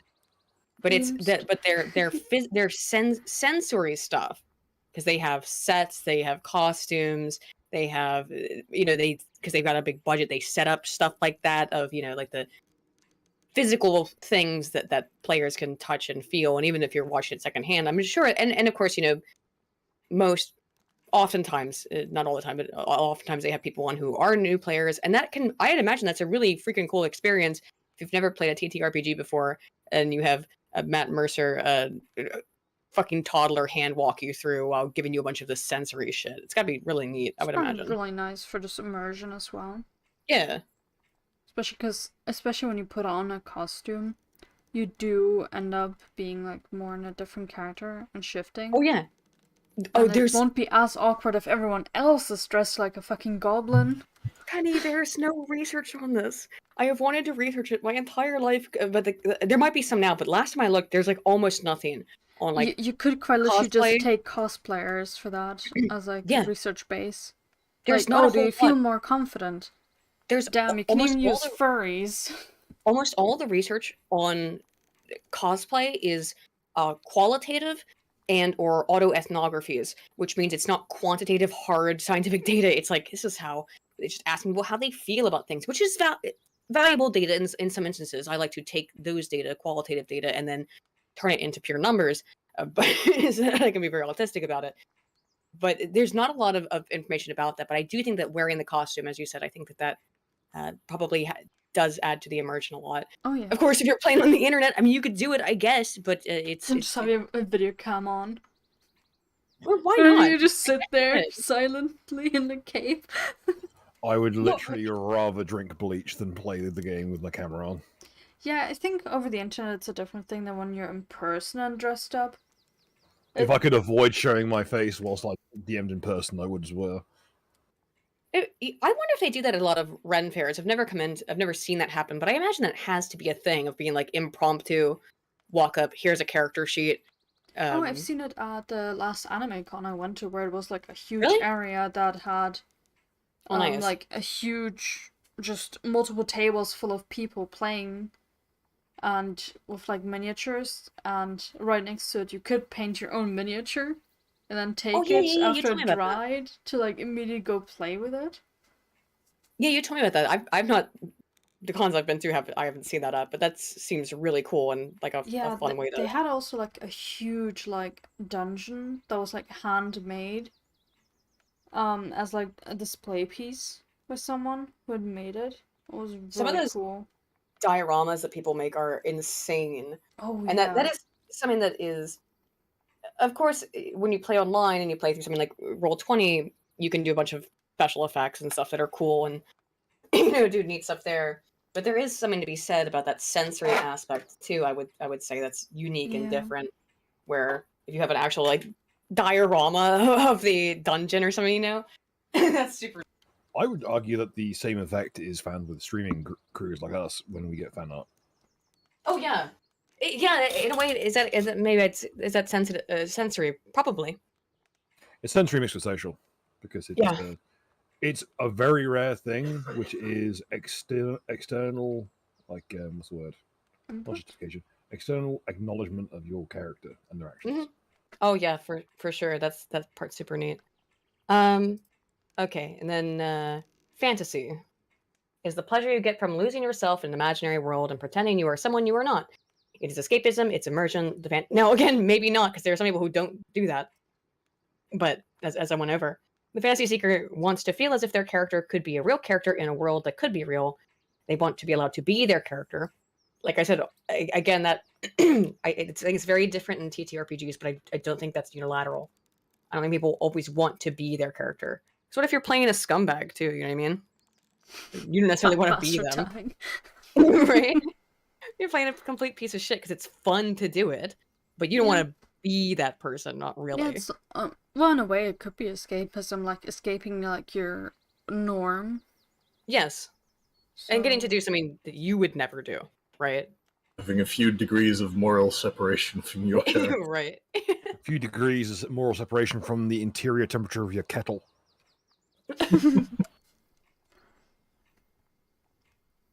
It was in self-defense, proactively. Fantasy can be very delicate. A lot of things can break someone out of the fantasy, asking a player to make a decision outside of the scope of their own character can sometimes break the illusion. High levels of abstraction can also break the fantasy. Broken suspension of disbelief is the killer. Inconsistency and contradictions also break immersion. Now it's easy to look at fantasy and say, here is a definition of role-playing games because this is essentially what role-playing is about, right? You have to be careful with that attitude. Fantasy is still just one of the 8 potential reasons why anyone would sit down at your table. Some people don't care about it at all. Right. That's what I mentioned earlier. Yeah. For others, it's everything. And that is on an individual person basis. Narrative. Narrative seekers take pleasure from experiencing a well-told story as it unfolds. But this one has a lot of complicated baggage in tabletop games. The thing is, it is existence of the story that satisfies the narrative seeker. The better put together the story is, the happier the narrative seeker is. We've been trained for ages to expect stories to have a certain shape, beginning, middle, ending, incitement, conflict, climax, resolution, the whole shebang. There's a lot of structure to a good story, and the narrative seeker is most satisfied when the game matches that structure. It's easy to imagine that a narrative seeker wants to tell a story, but that is where we cross the line into expression, which we'll get to below, and misunderstanding that can cause trouble. A strong narrative seeker might actually be happy playing the quest of a pre-generated character or playing through a fairly linear adventure because it helps provide the structures that they crave. Yeah, there we go. It's back into that. If the person cares more about the narrative than the character, they see the character as more a tool, even if it's to further the narrative. to further the narrative, then you'll find players like that. This is interesting, this article, because again, to see how it lines up with the research and other typologies. A satisfying game presents a solid goal and builds towards a satisfying ending, and everything fits together tightly together. How often does that actually happen, though, Bill? I'll be more surprised if the game actually fucking ended. Exactly. I'm saying it. I don't know how commonly that actually ends up. Well, at least in our games, I suppose, you know. Our games usually have a list of uneven touched plot Mhm. lines a mile long. Like seasons 1 and 2 of Tales had so many lost plot threads that we lost count. Yeah. I have a player in Okay. my game that strongly seeks narrative, and I have discovered the perfect way to torture her. Don't finish the campaign. There you go. If a campaign peters out or we start playing a new game, she feels unsatisfied and unhappy. Yeah, I can totally understand that too. If you want to see some sort of conclusion, then again, conclusion means you can't really pick up that character again. I mean, it depends. Depends on what type of conclusion is it. You know, if the campaign ends with a TPK, party wipe, though she's better able to cope, especially if I tell her what happens after. The reason is she craves a sense of closure and resolution. The beginning of the game makes a promise to the narrative seeker that there will be a proper ending. I'm going to go grab a soda because I forgot to get one. So go ahead, guys. I'll be right back. Yes. Gotta say, I could probably relate most to the fantasy aspect. And the sense of immersion and the idea that the world you are in is internally consistent and sensible. And there's a degree of relatability, even in a fantasy universe. like a setting where like everyone's kind of on the same page. Like I can deal with like world fucking ending abominations as long as they react in a fashion that reflects them. Like I would not like with the other one, which was narrative. I couldn't imagine playing a character against type for the sake of the narrative. Like maybe making some concessions here and there, but like playing the villain in the party. Yeah, being that guy. You're not that guy, pal. You're not that guy. I think a lot of people like this trend of like playing against their character's type to ease this or that, or because the GM asked them to fucking turn heel or something. Yeah, exactly. Only do want to make There's a lot of concessions being made, and it's kind of necessary because inherently it is a social game that requires social interaction, a mutual agreement upon a consistent flow of events. Yeah, I'd say the biggest cardinal sin is wasting people's time. Oh yeah, that is like by far the fucking... Yeah, that's one thing a lot of DMs would be wise to keep in mind, which is the player's veto, which is that you may be all powerful and all that shit in your made up fantasy world, but at the end of the day, the players can also choose to not show up, and that's probably the most damning thing. And so, as a DM, it is in your best interest and it should be your goal to facilitate an interesting experience for the players. DMing has an aspect of HR that people don't really take into account a lot of the time. You need to be able to manage people. You need to be able to manage their, like, if you're going to be doing plot twists and shit, you need to be able to know your timing, and you need to indenture a sense of trust before you can start throwing fucking haymakers. Yeah, like, part of it is also just herding cats. Yeah, as well. If people come out the gate and like everyone their character knows and loves is just butchered in the street like animals, don't expect them to like latch on real hard. Like, yeah, it's one of those things where you can't make that emotional connection. Like you can kind of pretend like, oh god, everyone died, not just the men, the women, but the children too. The sand too. Yeah, it's like, oh, awful thing happened. But it's one of those things. It is kind of that Stalin quote of the death of an individual is a tragedy, or the death of millions is a statistic. Like, beyond a certain point, you can't really grasp it, or at least you can't properly process it on an emotional level. So it loses a lot of meaning. It just becomes a thing of, ooh, scary thing in the background. Whereas you can make the death of a singular character way more impactful if it's done correct. And if there's a degree of attachment as well. Death should really be few and far between, to be honest. Unless you can really make it work. Yeah. I mean, I asked you about that earlier, but I think that's the thing, right? Is that if you're killing off characters all the time, like maybe like, right, then it's... I think that also probably turns people off, and they're gonna be like, well, what's the fucking point? What's the point? I'm gonna die anyway. Right. Why should I put effort into it and try? Right. I think I'd only had that happen successfully in the sense that a campaign of mine ended in a total party wipe. But it was a thing where literally the party had facilitated it themselves because one person decided to pull the pin on a virus grenade. Yeah. Filled with... Pasta did nothing wrong. Pasta did nothing wrong, indeed. It was very awkward. My character stood there, immune to virus grenades. Yeah, as everyone else got eaten by the Life Eater virus and slowly got reduced to mulch. You won't pull the pin on that grenade. It's a soon-to-be elite commissar. I think that was honestly like you couldn't buy a better ending than that. In a lot of ways. So, sometimes you got to. It was a remarkably comedic ending. It fit the overall theme, I suppose. True. But in general, you don't want to take the killing of a character too light. You don't want to trivialize death. which is a thing that's all too easy to do. Hmm. Want people to have a good like payout for their time invested. Like Yeah. if you spend 20 hours working the character and it dies in 10 minutes, like Yeah, and if you you might do as let well a wipe your ass on character, this page and leave. if you do let a player die, you better make sure that it is in a somewhat meaningful manner.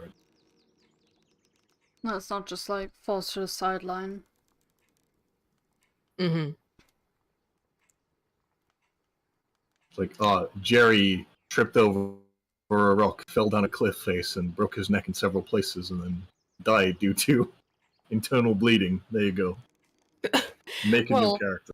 Nelthina did say, literal last D&D game I played, I was actively trying to kill myself in game. I wanted out so bad. That's a different problem, I think, though.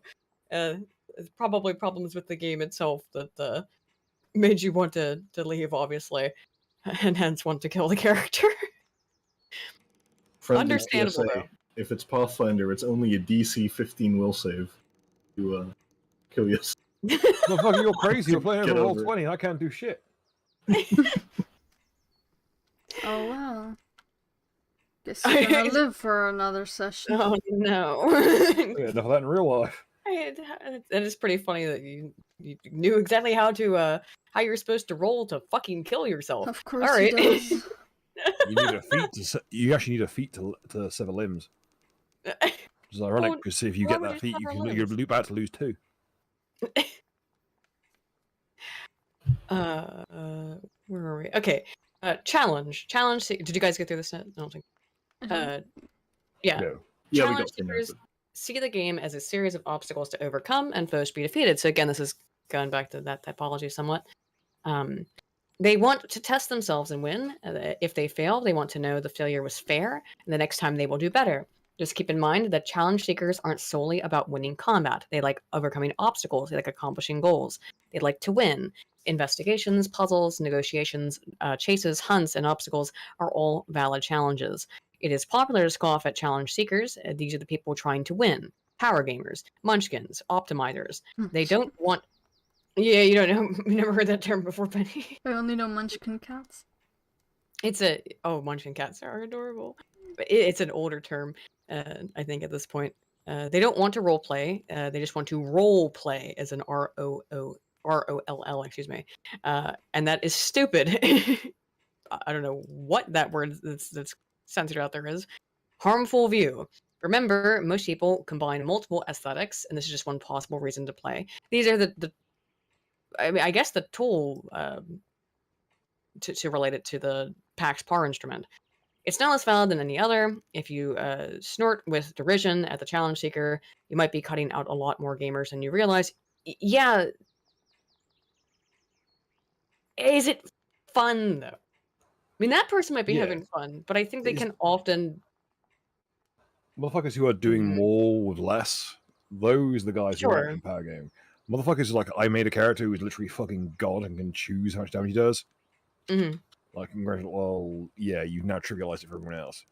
If your gimmick is that you have your character with one functioning limb and it's not an arm, and you're still a grapple build, welcome to GURPS.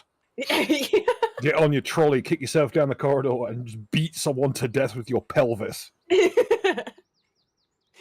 Cinch them with your 3 limp fucking limbs and strangle them to death with your own, holding your own limb as a garrote in your teeth. It's about how you can synergize it with the rest of it. It's implemented in such a way where, oh look, Gary's killing everything again, as per usual. This is clearly something being done wrong. It's kind of at the detriment of the rest of the party.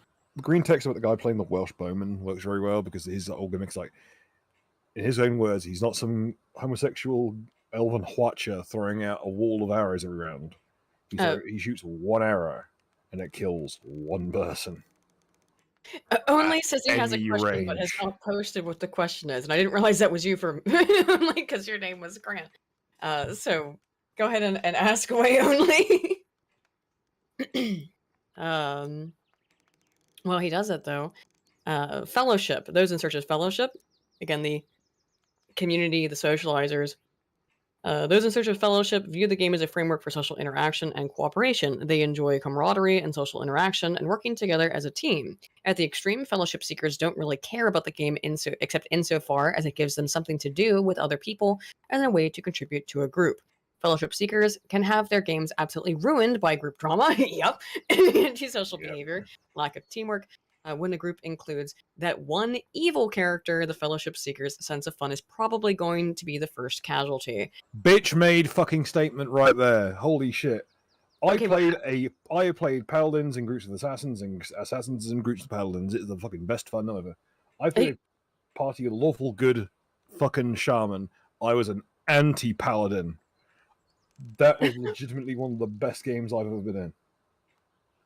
Like, I mean, I think that's fun, but well, I think what they mean in this article by that one evil character, you know, the kind of trope he's referring to, probably. yeah, he's which is referring to the contrarian asshole. stupidly evil. I'm chaotic evil, therefore I kill you in your sleep. Therefore, I just do things that are evil for no purpose. With the schizophrenic evil, you know what I mean? Yeah. And that can't really work with any party. In the same way that it's very difficult to work with. Like, that one I don't think can work with anybody, but it can also be very difficult to work with extremely stringent lawful good, paladin types who are like, you can't have no fun. Which becomes fun policing to a certain degree. So I've always been a big proponent of the evil character should have some principles, or at the very least be willing to play ball or something. Like, maybe they just enjoy working with the party because it makes them comfortable. Sure. Conversely, the paladin needs to look at the situation at hand, see the interrogation that needs to happen, go, I'm going to go outside and I'm going to look at mushrooms. Look after him while I'm gone. And then he leaves the room. There you go. And the rogue gets out the crowbar. And the bolt cutters. I think people who are intentionally trying to do that, though, I think they know what they're doing for the most part. As in someone who's trying to play like a super ridiculously evil character, you know what I mean? Who just does evil that makes no sense at all opportunities. Because now I would say I haven't run into this too much recently. I think this is a more 2000s thing, and it's definitely a teenager thing. You know what I mean? I'm going to be edgy. Well, if it's not a teenager thing, it's a teenage mentality thing. Of, you gave me all the power in the universe because it's a role-playing game and I can do whatever the hell I want, so I choose to be the most edgy person. Yeah, choose to be a dick. So again, yeah, if that can absolutely ruin people's enjoyment. And I don't think you have to be a fellowship type player to be fucking to have an experience ruined by that one evil character, for example, who just is like intentionally getting the entire party in trouble. And you're supposed to be hanging out together, and they're doing things that get the. Do you know what I mean? Like, I'm just. As an idea. Here's a question. Is an actual like kind of the game logic applied elsewhere thing. Mm-hmm. In the first half of Full Metal Jacket, who's the villain? The U.S. government. No, right. Well, I guess actually the Viet Cong. Is it? No, the first half, not second half. The first in boot camp. Is it? Oh, it's Gunnery Sergeant Hartman. I think it's who is just trying to make sure these kids survive Nam. Or the guy who snaps. Is it fucking Gomer Pyle, who is here against his will and isn't clearly not mentally fit to be in the military and is like clearly soft in the brain? Yeah. And physically fucked. Possibly could be made into something a bit more practical with the right means. Mm-hmm. But it doesn't have the mental fortitude to really do it. Is the villain the Marine Corps at large because of what it does to mold these people in the cult-like behavior? Who is the villain? I mean, I think Kubrick's pretty clear. It's the Marine Corps at large, I would say, and the U.S. government at large. Then you get into the boonies and you realize if it wasn't for this training, these people would be dead. You know, it doesn't help them that much either. Yeah. Who's the villain when Gomer Pyle gets tied to a bed and beaten with bars of soap? Well, it's just, you know. Is it just like because of his action? Like, Gomer Pyle is essentially the character that gets every other member of the party in trouble. Yeah. So, it's a question like, is that justifiable behavior to rectify someone's fucking personality problems, or what? The same applies here. Can punitive art measures be made to deal with people who are being pricks about it? I would say if you're actively, because the point of TTRPGs is really first and foremost to have fun.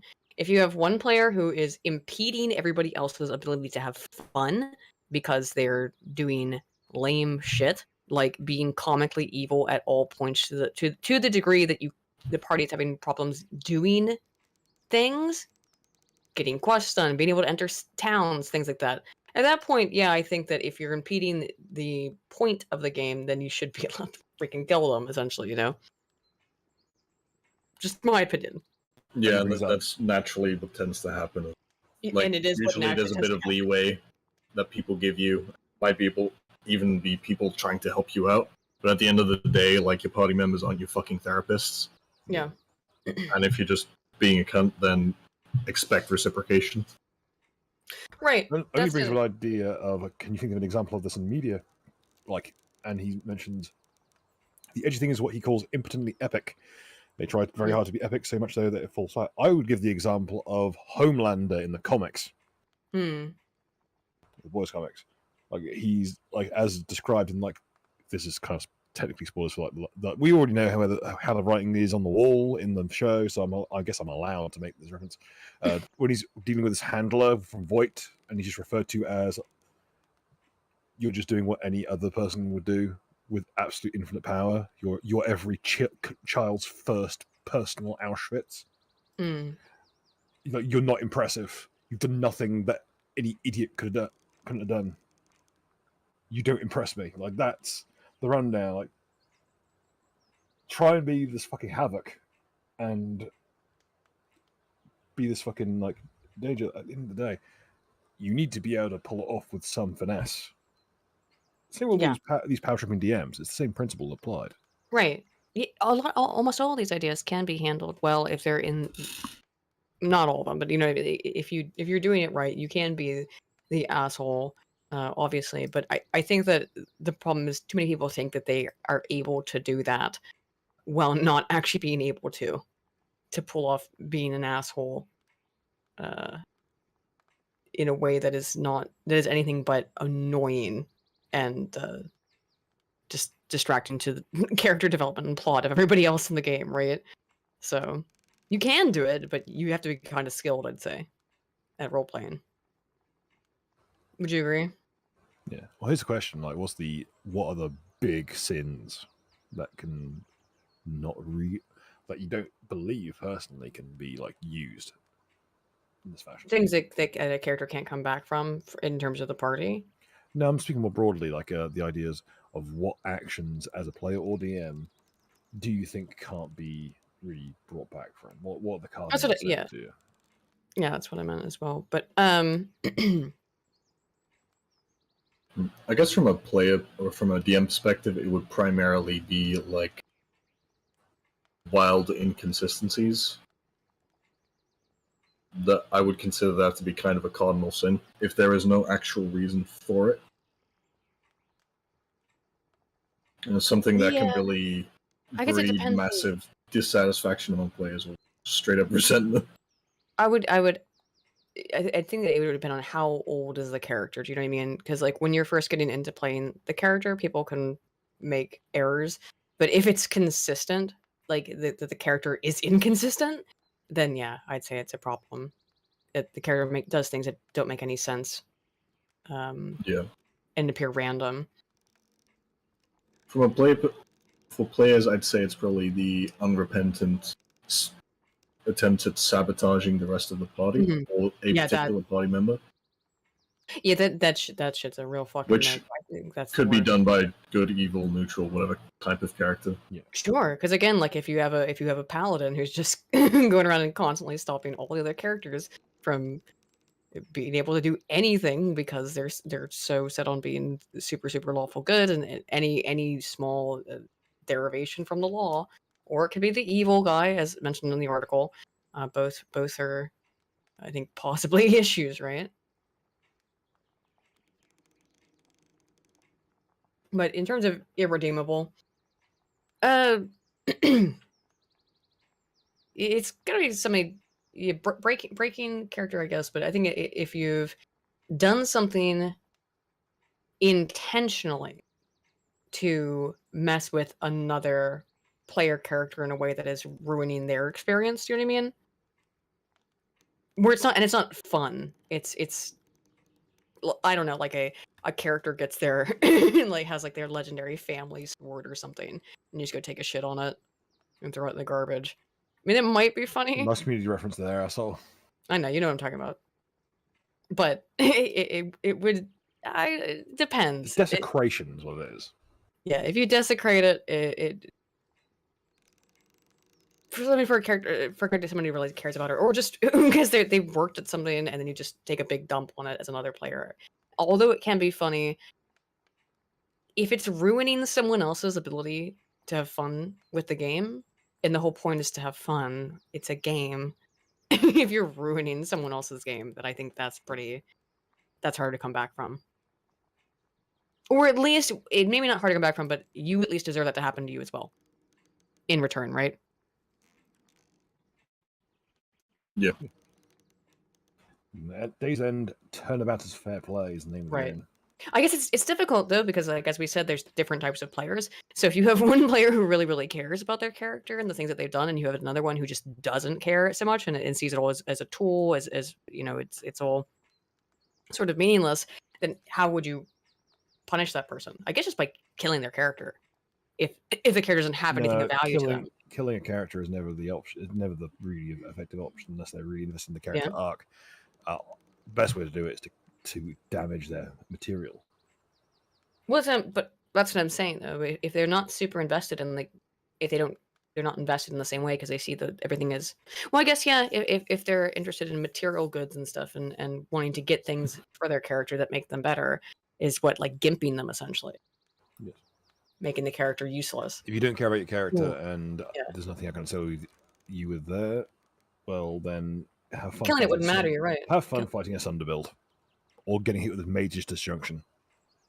Or because then killing the character, if they don't really care, would hurt. But if they are caring for other reasons, like gaining things, and then they've made this character that's powerful, is to have them keep playing, but have a character who's completely gimped and can't do anything effectively, or who loses all of the stuff that they've gained over the course of the game.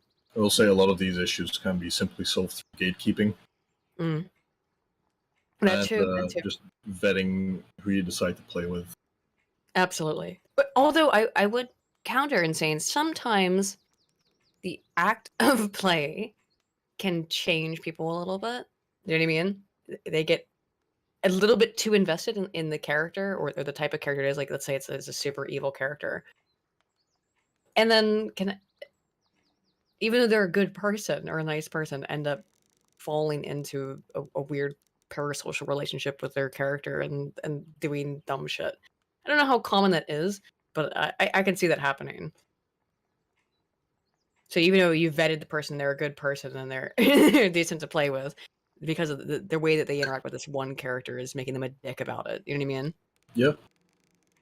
And if that's one of those things where it's just too persistent throughout play, something you then just maybe it's best to figure out a way of resolving it and possibly just kicking the person out, dealing with them. Yeah.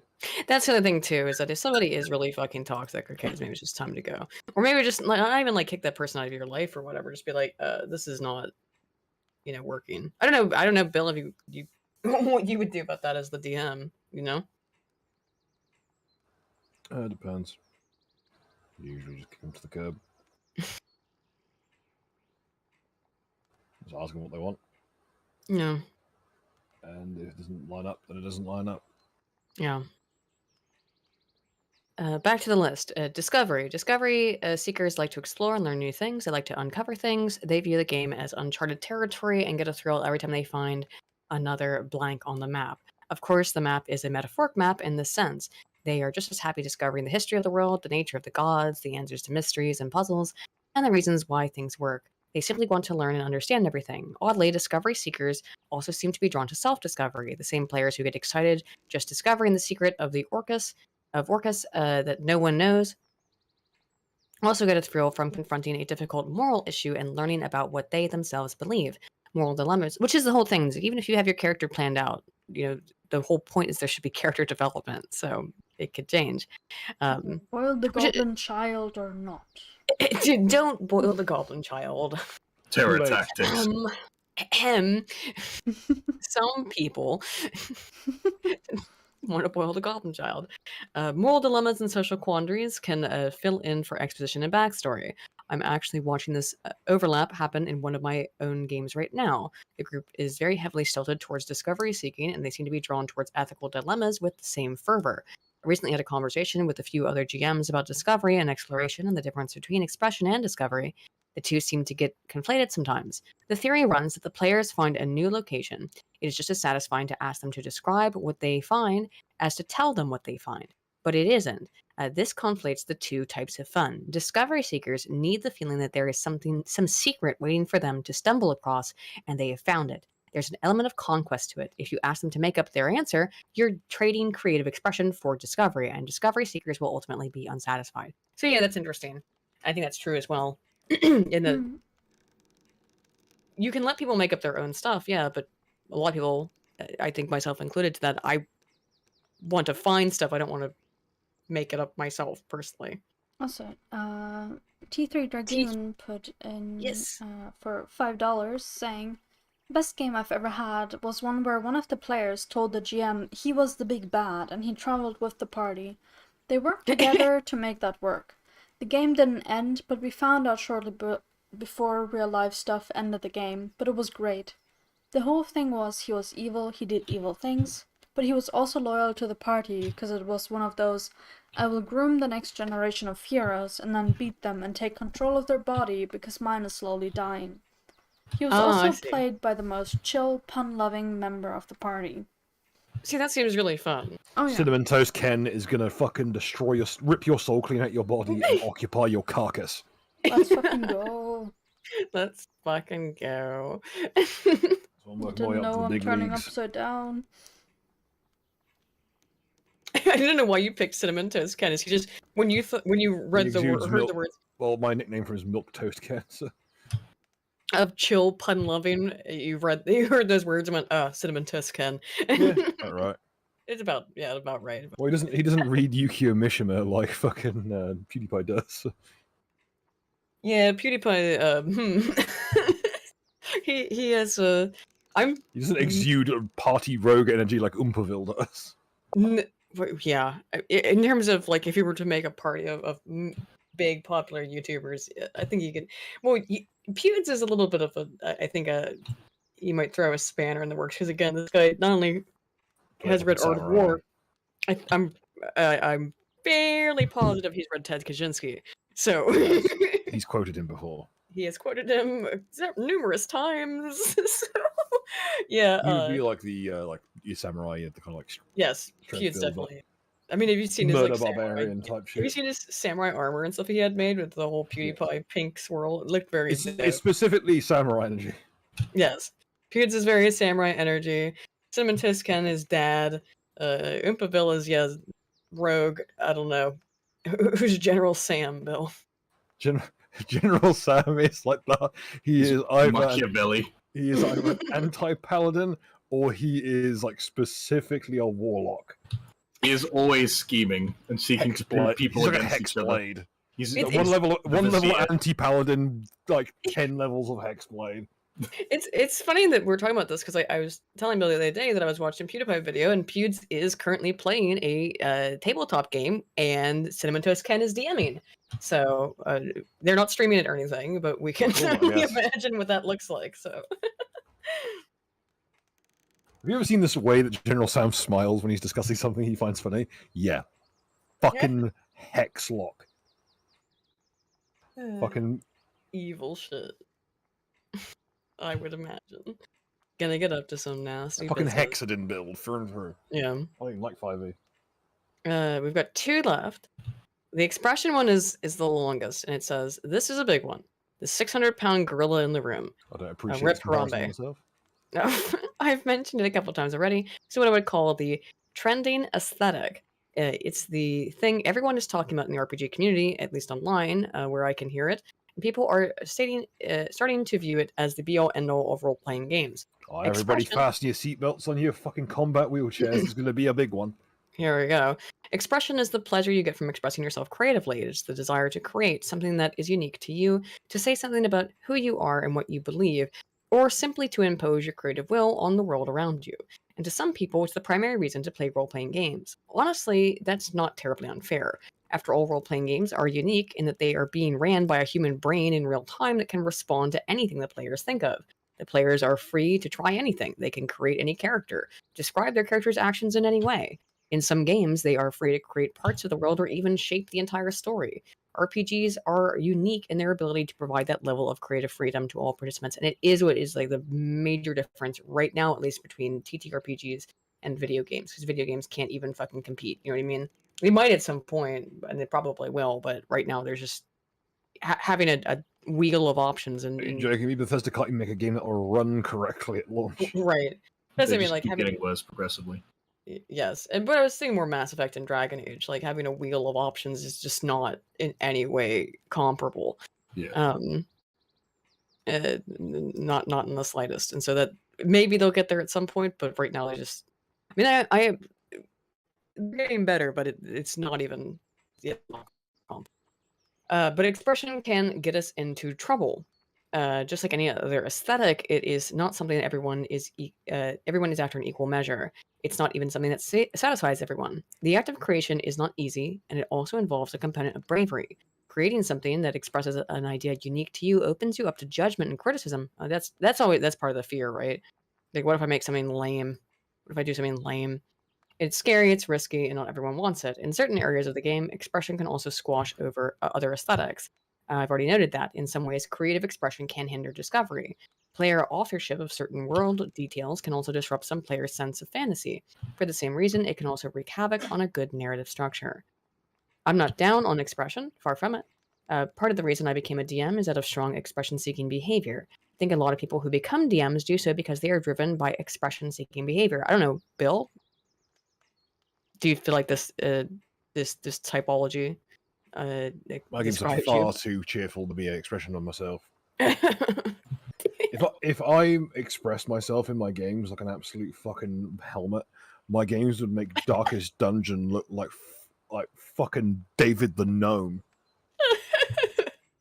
Like, Jesus Christ! If I could crystallize one fucking iota of the Am style hatred I feel for the majority of everything in like at any given instant, my games would literally just be a conversion process for the motherfuckers around me. I hate to break this to cocksuckers, but if you use D&D to express yourself in any fashion other than just, wanting to make something so everyone enjoys themselves, like, if you're using it for your, God help you, you're using it for politics. If you're using your DMing for politics, how should I put this politely? Oh God, yeah, I know. Have you ever heard of the archetype for the vigilante called the Hangman? Look into it. You're going to need it. Mm-hmm. It fucking boggles my brain. These people who it's like the same motherfuckers like, oh, I'm in a wheelchair. I must have a combat wheelchair. I will now arm myself with the single worst weaponry possible to be used. I'm going to arm myself with a knife with a reach shorter than my fucking legs. Well, that goes back to the entire thing Buy about a fucking you're in a wheelchair. You can't be knocked down. You're already prone.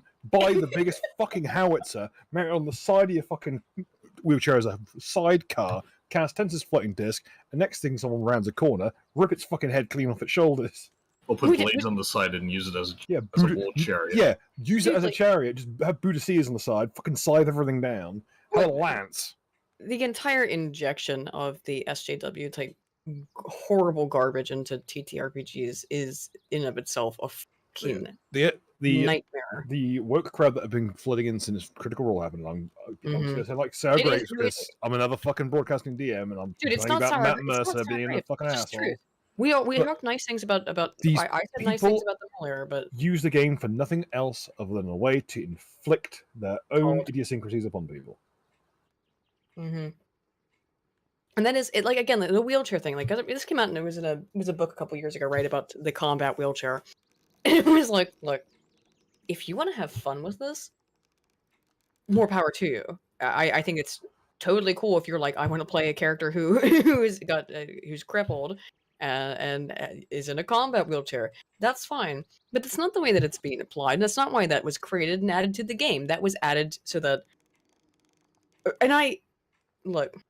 Bolt yourself to the fucking barbarian's back. Buy a horse. As Do we anything have, else. Get a trolley and yeet yourself down the corridor like Lube Man. Fight fitting like through space. a jockey from Left 4 Dead.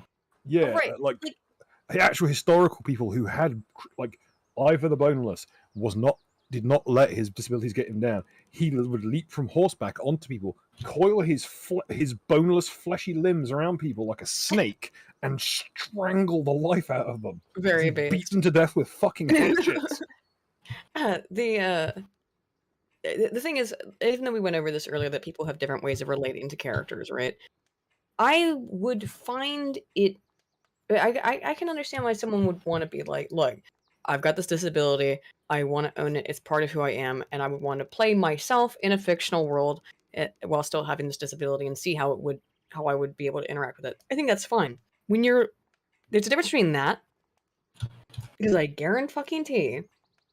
Like even if none of this shit existed, again, as you just said, Bill, if none of this shit existed properly, like the combat wheelchair, and I was a crippled player, and I came to you, Bill, as a DM, and said what I just explained is that, like, look, I want to see what it would be like for me personally to live in a fantasy world as an adventurer with my disability. What would I don't think that you would. I'm sure you would come up with some creative way without it being officially in the rules or being a big announcement. Oh, announcement! We have a combat wheelchair, which is of course all fake bullshit. It's Here just is a fucking engineer's dolly. It costs literally $15. right. Fucking throw yourself down range. It'd be better for your knife anyway. That means you can get their ankles. It was because as someone This who knows one, the the game, you would know how to do it, how to Okay. do exactly what Yeah. that person wanted to do. Okay, Right? here's a dolly normally used for engineers to work on vehicles and carriages and shit. It's literally a plank of wood and 4 wheels. Mhm. I will let you lay on this. You are crippled from the waist down. You cannot stand. You are always prone. I will rule that this reduces or negates prone penalties whilst you're on it. Now go out there and stab some fucking ankles. And that okay, exactly. If Ricky Berwick asked you to stat him in Pathfinder, Goblin. yes, but you know what I mean. Like there was nothing in the game to begin with, or most of these games to begin with, that was preventing people from being able to have disabled characters or something like that. That a decent DM wouldn't be able to work around GURPS or actively incorporate encourage into. Yeah, GURPS actually encourages shit like that. So, I just find that entire aspect to be really stupid. We know it's pandering. We know it's fake. It's not for people who actually fucking play the game. It's for people who want to watch Critical Role, and then just want to yell at Paizo, I guess. I don't know. Or more, Paizo have already been drinking the Kool-Aid from day one, unfortunately. Right. They are. Don't forget, they were fan of the person who Mhm. famously made the Dungeon Magazine adventure, where it was a brothel completely staffed by polymorph monsters. Mm. So you'd be halfway through banging away at some fucking some madam, and suddenly she turns into a fucking pyro hydra with 12 heads. Oh, Sandra put some pretty dope looking I forget what's the rat species called. Rat wheelchair. Oh, in Skaven. Hell yeah. Skaven. Wait. That's not special interesting take on it. Like, okay, I'm just gonna have a chariot. I'm not sure about the use of the knife. I would have thought like a goad or something would have been better. I don't know. But, Still, that's kind of fucking dope. Get it real goddamn close. Here's the thing: the giant rat salvage it, yeah, like, and the IV drip. Yeah, that's awesome. I think the implication might be that it's in case they get on top of them, because the rats Right. do most of the heavy lifting. You know? Right. That's still like again, you can do fun things like that, but it's where it becomes unfun for everybody. I think is when you force. It's with tabletops, it's with movies, it's with video games, it's with everything. When you start forcing other people and into having fun the way you want to, that's or changing what they find fun because it offends you in some way. Yeah, That's where the problems come into it. I'll keep it Outside of that. 100. Mm-hmm. If y'all come to my table with a fucking wheelchair-bound character, I fucking reserve the right to make make the first dungeon look like an MC Escher painting. Like stairs as far as the fucking eye can see. I hope y'all got some good acrobatics because you're gonna have to be doing rail grinds and shit. Yeah, how about this? How about fucking skateboard? Like a lot of people who actually have disabilities end up having to use because they're poor. Right. I mean, Last I checked, the average adventurer struggles to fucking put food in their gut. And then this motherfucker's running around with a fucking like people running around with over-engineered combat wheelchairs that are essentially siege engines under their own right. Like, you're gonna really try and explain that to the party that was where your share of the money went. Yeah. When they could have gone to doing anything else. Yeah. Like, you gotta buy a fucking like construct armor suit and just fucking walk. Mm-hmm. That, and there's plenty of like interesting creative ways of actually dealing with it besides wheelchair. Right. I mean, like that's like the most. You're in a fantasy universe, even if you want to, because for whatever reason you want to play yourself, or you don't want to play yourself. You're not someone who's disabled, but you want to, have that experience for whatever reason. You want to play that character, and by the way, again, my favorite character in comic books is Daredevil. Duh. So like I've played blind characters before and all kinds of stuff, or role played in video games mostly, and like said, oh, my character is blind, even though they're not. The video game only has so many options. Otherwise, you're just staring at a blank screen. But having like Daredevil powers, I think, are super fucking cool. So there are all kinds of reasons that you would want to, not just min-max, but max-min necessarily, because you find that part fun too. Give your character a disability, give your character a hindrance, because that can be a entertaining and rewarding part of roleplay as well. And if you did just want to be like, I just want to be myself and I'm Ricky Berwick, or whoever, why, if you're in a fantasy world, would you just want a regular ass fucking wheelchair? You want like some kind of, I would imagine, because it's a fantasy world, you'd want to have something that even if you still are playing yourself with your own disability, you'd want to do something cool rather than just literally be your total complete same self. Because even with that avatar as self stuff, right? When people are playing themselves and they're playing Commander Shepard and they're like, I am Commander Shepard, he is me, this is how I would react. You still want to make yourself cool. That's the fun, right? I think it's unusual probably for some. I mean, it's not unheard of, but I think it would be unusual for someone to be. I would like to be in a role. I'd like to play a role-playing game as a pure fucking isekai where I'm a completely normal human. I mean, that might be fun, I guess, but I am just me. 100%. You need to make sure that no one else is doing that shit, because guess what? You need Right. that veneer between you and the characters. Otherwise, every dispute becomes a dispute personally. Right, because then exactly, because then it's literally you doing everything.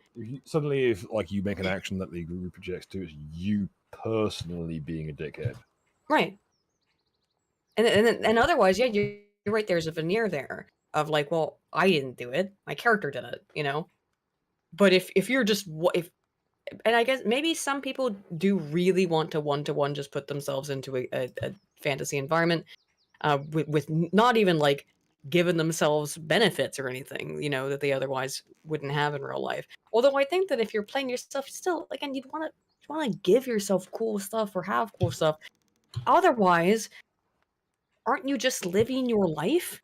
But things around you are different? We'll run down the list of methods that are better than a wheelchair. A trolley, a skateboard, animating your dead legs as skeleton legs and walking around on the skeleton legs. Okay, an exoskeleton. Plugging yourself into a steam mech, becoming a steam Borg. Just get like tracks. Getting tracks, getting like a artifact, getting a mechanical suit of some kind via like the contract. Getting a mechanical bear to attach yourself to, or bolting a real yourself bear. To a regular bear, bolting yourself to a horse, bolting yourself to the larger member of the party. I mean, there's again, Alternatively, if you want to do it in a fun way, you just play this spiteful prick who constantly tries to cause leg injuries because he can't walk. Yeah, like run around on your trolley and aim for the ankles. Like, there's a jiu-jitsu coach who has like completely fucked up knees, and he's completely specialized into a style of fighting where you do leg locks and fuck up people's joints and ligaments in the legs. But again, like I guarantee, if you went to somebody like Ricky Berwick in particular, right, someone who is able to, he obviously is very well aware of his disability and his I guess deformity. I don't know what I don't know what the words he would use to describe it are. But someone who embraces it as part of who he is, and you asked him to make a D&D character or a tabletop character as himself, and like not just to play whoever he wanted, but to play yourself essentially, Ricky, in a game. I think he would fucking have a goddamn ball coming up with ways in which to give himself magic mobility, right? Oh yeah, 100%. I'd give him like here's the osteomancer class. It controls bones. Its capstone is it touches someone and says, "You have no bones." And they collapse into a pile of meat on the floor and die. I'd love to see Ricky Berwick play a TTRPG. Actually, I guarantee he'd be hilarious because that guy is so funny. Have him and Young Crip play a TTRPG. That would be fun as hell to watch. I guarantee it. 100%. That'd be funny. 2 more questions. White Nielsen asked 2 questions, which is who's the biggest tyrant in the world right now? Matt Mercer. White, and the other one is when will you guys be on Joe Rogan? As soon as they start returning my calls. Be on Joe Rogan. Yeah, Joe. Joe Rogan would be fucking amazing. I have been in. Tim has an open invitation for me to come on Timcast. Tim's a very sweet guy. But obviously with COVID, far taller than he sounds. And he is. We can attest that Tim is taller than he looks and or sounds. He's an even 6 feet, same as me. He sounds 5'9", but it's not his fault. I don't know what it is about Tim. He looks shorter than he actually is. But yeah. Exact same height as me. Sounds 5'9". Which makes me curious. Who was that one person who was like insanely taller than him? Made him look like a midget. In that one photo. Do you remember what I'm talking about? No, I can't remember who it was. There was a picture that came out of him and several other people. I think Vosh was one of them. And it wasn't... I can't remember who it was. TJ Kirk is fucking huge. It was Charlie Kirk. I think it was Charlie Kirk, actually, who looked like a freaking giant comparatively to him. Most people with the last name Kirk are like fucking Jotuns. They are all like 6'6". TJ Kirk is like full on 6.5 feet tall. Yeah, he's tall. So I think it was Charlie Kirk, no, not TJ Kirk. But yeah, Tim's taller than he looks, which is a weird thing to say. But yeah, Tim has invited me, open invitation as far as I know, more or less, to come on Timcast sometime. I mean, I don't think it's a pure open invitation. Like, I'm not going to show up at the Beanie compound, obviously. You know what I mean? Like, if I told him, like, hey, I'm going to be in the US. If I'm going to be in shit the about US. his chicken coop. I'd love to see the Beanie compound. Stop buying fucking rabbit hutches for your chickens. Good grief. Buy a fucking proper chicken coop. Jeremy says it's quite fun. When Jeremy was on, he did get fucking... I say, it must be fun for Jeremy with his, 2 liters of Tito's vodka a day habit. If I was on 2... I know he drank a whole. I think if I recall correctly, he drank a whole liter while he was at the compound. He came in because Tim doesn't drink, and he just like basically came in and he was like, "All right, we're gonna do this podcast. Hey, first, what do you got to drink?" And Tim's like, "Oh, here's our bar that we have for our guests." Here's a $50 bottle of Tito's vodka. I'll just down this entire bottle. Which you know what? On some level, I gotta say, based, my man. You go, Jeremy. Just drink that entire nothing quite beats an Ethan Ralph-esque fucking hooch habit. Roll up at Tim's compound, drink an entire bottle of vodka, and then get on stream. I ought to respect the hustle. Drink another one. Yeah, drink it. I gotta respect the hustle. Dr. Eats brings up a good idea. Become a tumor on a young dragon that you slowly replace their brain. That's pretty fucking... Like, are we going for like a Maledict from Doom 3 expansion where like the tongue, like it's like a weird skeletal dragon, and like the tongue like rolls out into your face? Okay, I'm not sure how expensive Tito's is. It's a pricier vodka. It's pretty pricey stuff in the regions I've heard about it. I've never personally seen it. It's not 50. It's more like 30 or maybe 40. Not 40. It's probably 30, 35. If it was here, it'd be like 50 or 60. Yeah, it has to. Over here, it'd be fucking 50 because currency. Everything's expensive. Everything's more expensive on an island. So But- Smirnoff is 26 quid a bottle. I know, Bruh. right? Pure, regular, plain ass Smirnoff is 26 And pounds a it's bottle. the cheapest one there. And yes, and translate that to US dollars, it's closer to 30. That is plain ass Smirnoff. Dark Phoenix 77 says for two says you should just show up Tim's cosplay this SWAT. Nah. For a thing is- flashbang through the door for old time's sake. The thing is, when Tim moved to his new compound, I heard him talking about it that he was living in West Virginia. I was like, and he gave away. He's like, I'm near DC, and I was like, oh. So I was talking to him in general, and I was like, oh, so you're in Harper's Ferry, right? And I had just asked the question just because he hadn't. I think he had asked me on. So I was like, you're in Harper's Ferry, right? And he was like, yeah.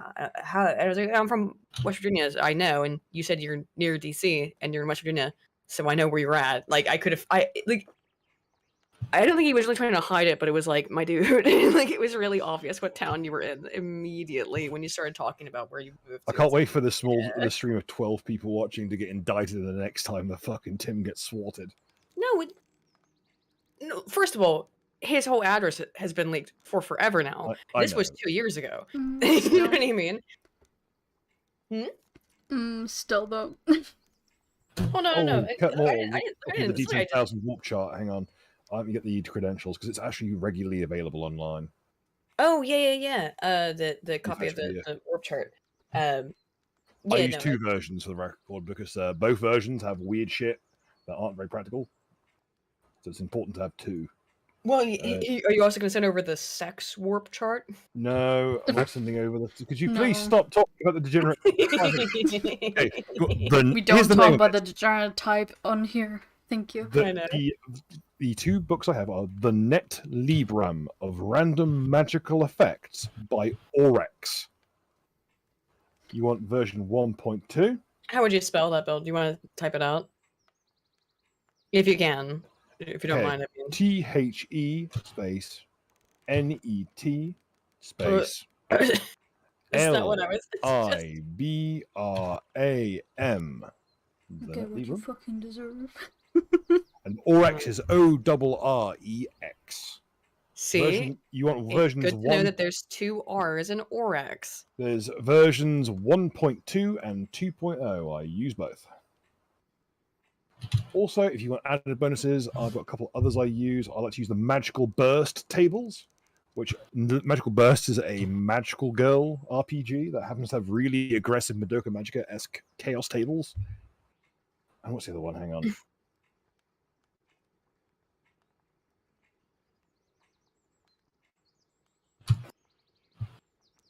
Talk amongst yourselves. Beep boop. Beep boop. I'll read some more from this while Bill's looking his thing up. Okay.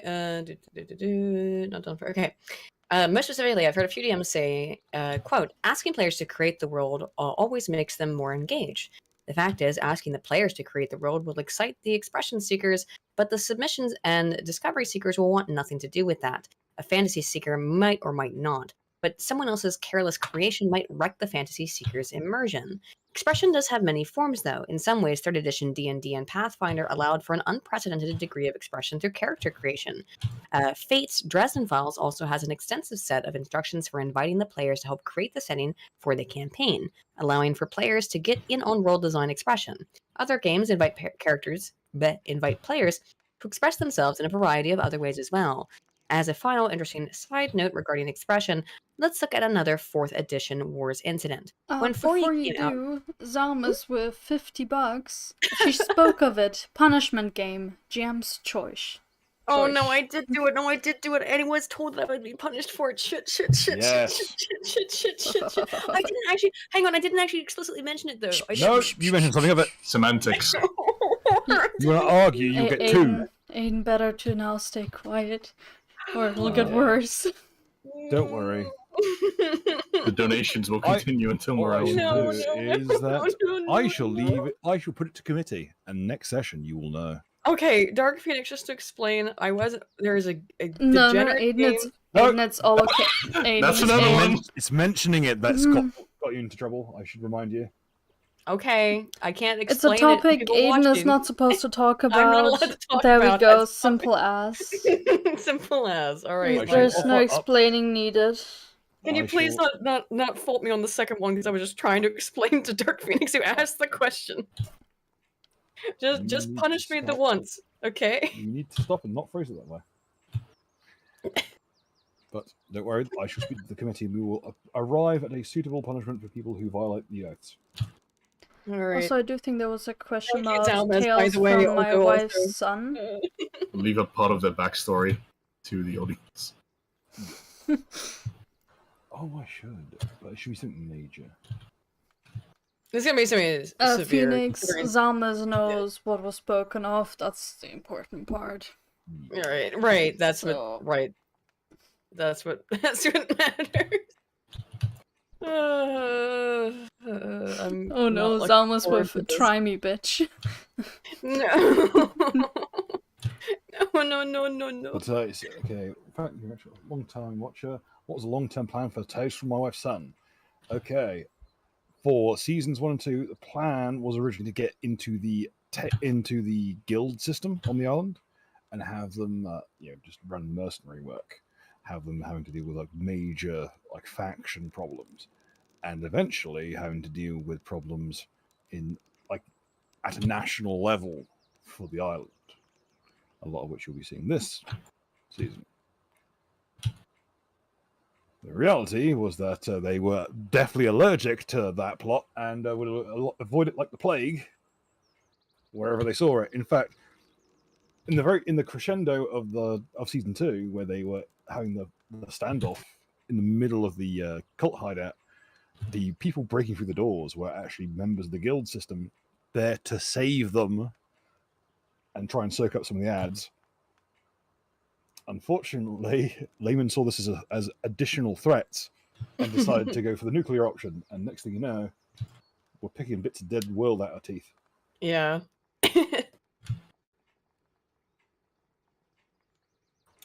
For Blood of Heroes, it was a lot more of a, I'd say, traditional horror stuff. It was going to be also digging into Nucker's character's backstory, of his genealogy, and also with some of the regional cults in the area and how it tied in.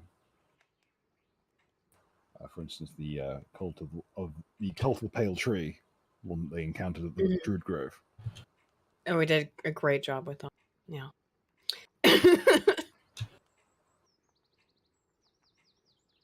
One thing led to another. And... Oh well. Tell you what. What? Well, Such who would a like good to let me? I'll finish this one, and then I guess we can move into the submission thing. Oh no, I'm so concerned. No, don't worry. We'll do that next. We'll do that when we convene next session. No, I'm concerned about what's gonna happen to me. Wait. Why? How did this happen to me? Okay. It's an interesting side note regarding expression. Look at another 4E edition Wars incident. When 4E came out, one of the touted features was a reduced and simplified skill list. Many skills were dropped from the game altogether, including crafting and professional skills. Why? Some members of the gaming community went berserk. Do you know why? Right. An apparent reduction of expression. Also, 'Cause it is. 4E's skill system was fucking dog shit. What the fuck are half skill ranks? I still don't know how those work. I mean, I have no idea. Legit, like, Obviously, some levels you would get half a skill rank in a skill in 4E. Ugh. It was fucked. It's the same. Similar shit happened in the CRPGs of Pathfinder. Where they Well, I was introduced, just saying too. you only get you only get like the bonus in additional skills every other level. Some shit. Yeah, I mean, CRPGs adopted that too. You know, Fallout did that. Is a whole bunch too where it's Adopted the traits of someone with an extra chromosome is what it adopted. yeah.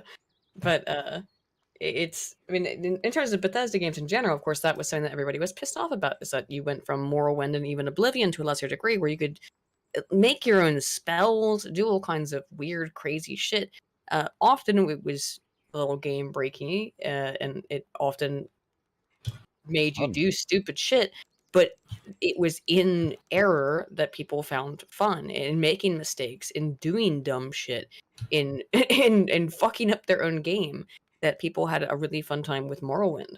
And when you remove some of that stuff, which is why I think CRPGs, like classic style CRPGs, you know, a la I don't even know which all ones. There's a whole ton of them. So I don't want to hear about shit about like, oh, how broken Oblivion and Morrowind were, when I've literally recently seen a video of a man making armor in Skyrim so strong it rolled over the integer. Yeah. I mean, it's not hard to do, obviously, but you know, there's so many Skyrim CRPGs. was the most broken out of all of them by far. Yeah. Oh, yeah. But there's so many CRPGs now that I think are going back to that. Hey, sometimes I do want to be able to do stupid, silly shit, and it should be, but it shouldn't be super easily accessible so that it can confuse new players. It's trial and error. It's exploration. It's this part here, and exploration and expression. Which I'll finish this off. Where was I? The thing is, you can say that your character is a blacksmith or a tailor or whatever in any edition. You don't need rules or skills to back you up, right? So who cares? It's not as if one actually used those skills. What was the harm? Well, the thing that expression seekers understand is that anyone can say anything, but when you choose to expend resources on something, that makes a much stronger statement. That's true if you're right, you know. That statement, quote, "This is important, this is central. When you give up a useful skill like diplomacy or athletics in favor of a skill you might never use like tailoring, that sacrifice says something about what you think is important to your character. It's a strong expression. And people who value the ability to make those strong statements were upset that the ability had been reduced." That's completely true. Like, yeah, if you can pick whatever, you know, you have some skills available, or, you know, and you choose tailoring over athletics or diplomacy. Jesus Christ. Yeah, it's because you're constructing the character, so I can understand why that, when that was removed, why that pissed people to fuck off. Again, people are bad at introspection and articulation. No one could quite explain it that way. And even if they could explain, the listeners would have to understand how important expression was to the speakers. And so we have another skirmish, an addition war with people uselessly talking past each other about utterly rational, reasonable things. And finally, number 8, submission. The final aesthetic is called submission, though I prefer the term that extra credits, who I usually can't. Okay, some extra credit videos are fine, but they were the ones who, of course, made the orcs are racist because orcs equal black people thing. If you all remember that. When anyone with half a brain cell knows very well that orcs are the embodiment of industrial society and how it denigrates people. Yes, but it they are was literally also corrupted elves because they are people of a... in the Tolkien sense, yes. Yeah. But also, I mean, like, that is... Okay. That is so fucking racist, legitimately. And, like, not even in, like, a... Excuse me, they're not orcs, they are elves of color. Right, you're not even being, like, playfully racist and making it funny, making a joke. You're taking it 100% seriously and being like, oh, look, orcs are barbaric, therefore they're black. Excuse me. As a racist myself, fuck me running. Dude, I aspire to be like this. Wait, you what? Orcs, I wish I could be that racist. I mean, that extra credits. My lads, that is some next level. I'm racist, but God damn! You, like, no normal fucking person would think, like, I mean, it's like only a super fucking racist person would look at orcs and be like, orcs are barbaric and illiterate, therefore they represent black people. This is more racist than the guy who can crack a chain like a whip. Whoa, my dude. Whoa. Okay. You went there, I guess. Congratulations. Anyway, but going back to ignoring extra credit, but the term that they use is abnegation. It just sounds cooler and more complicated. That's why they use it, because that's the kind of people extra credits are.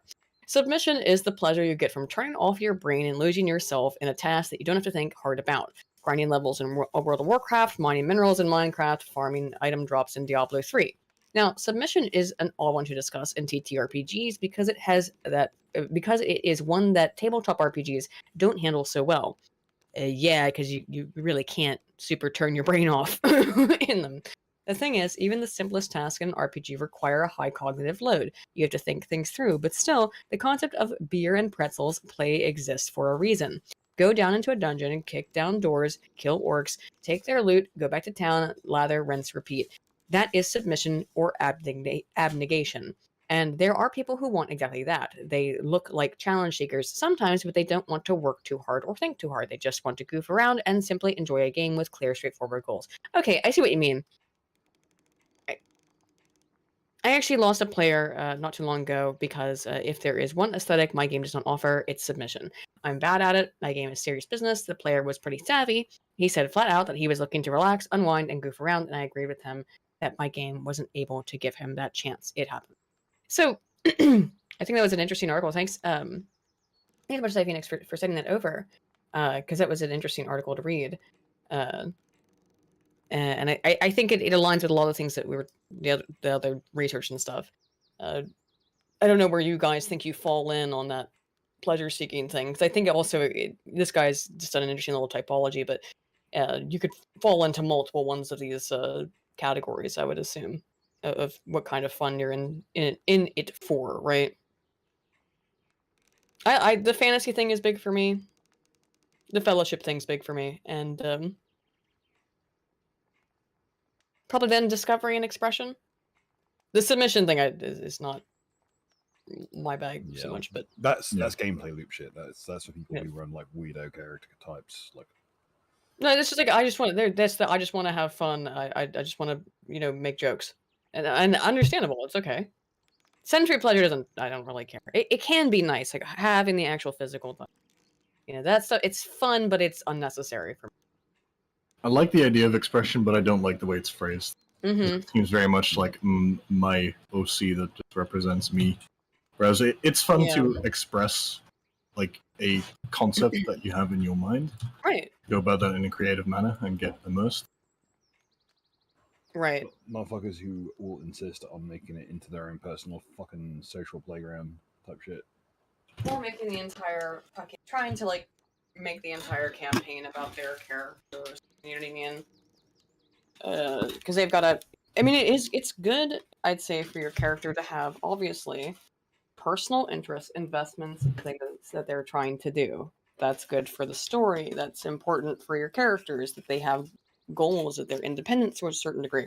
Whatever they fall into in terms of your relationship with them, if you think that you were the same as them or you're just helping them along their quest.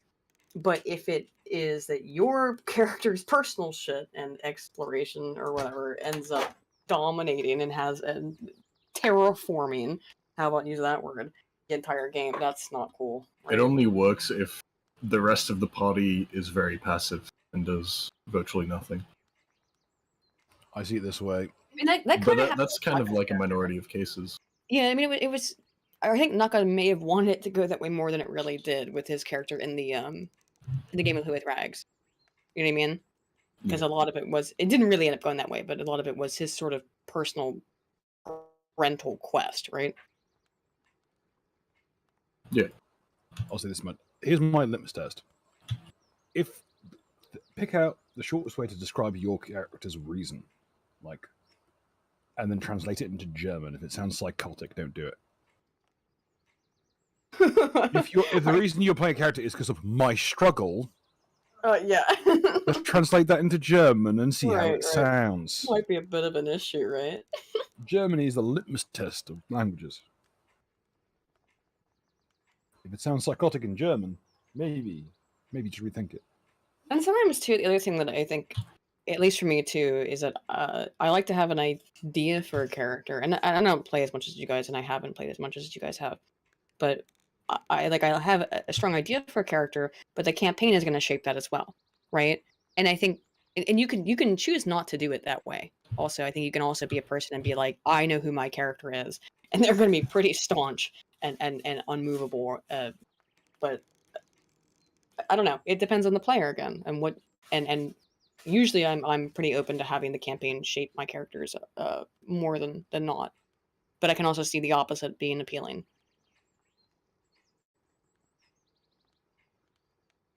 Yeah, kind of depends on what you're going for, but yeah, I find that with a lot of these, the answer tends to be it depends. Well, that's the Yeah. thing, right? It really does depend on it's again, like I said, it's unlike video games because what we find with video games is that people tend to be pretty consistent with the type of way that they play the game. So, or play different games. Like even people who are RPG players, and that research on PAX and PAR was that people tend to actually fall into a typology. So Yeah. people who play sports games and then go predominantly and they're just like, yeah, I'm just controlling a player who's moving the ball. I don't feel anything for it. And then when you give them a game like Mass Effect, which they might play too, just Commander Shepard's just there to do the things that the player wants to do. Well, isn't that one of those things where the types of games that people play kind of skews the data in a sense? Yeah, absolutely, it does. So, I mean, and we asked people, like, what type of games they like to play, and what I recall from the data, which is, I know a lot about these particular studies, because they were conducted by my advisor, right? So, what I recall from that was that when it was like, what kind of games you typically play, people who played, who were more tool, seeing the player character as a tool, were usually more people who played um, sports games or games that don't even have an avatar most frequently, right? Because or have very little, not minimal avatar work in it, right? Yeah. So, like, for example, in a city builder game, if I'm someone who likes to play city builders or RTS, there's probably not a lot of like relationship with the avatar that is representing myself on the screen. Only Like in when I played, Crusader Kings, but that's a game where you are where specifically playing a sociopath.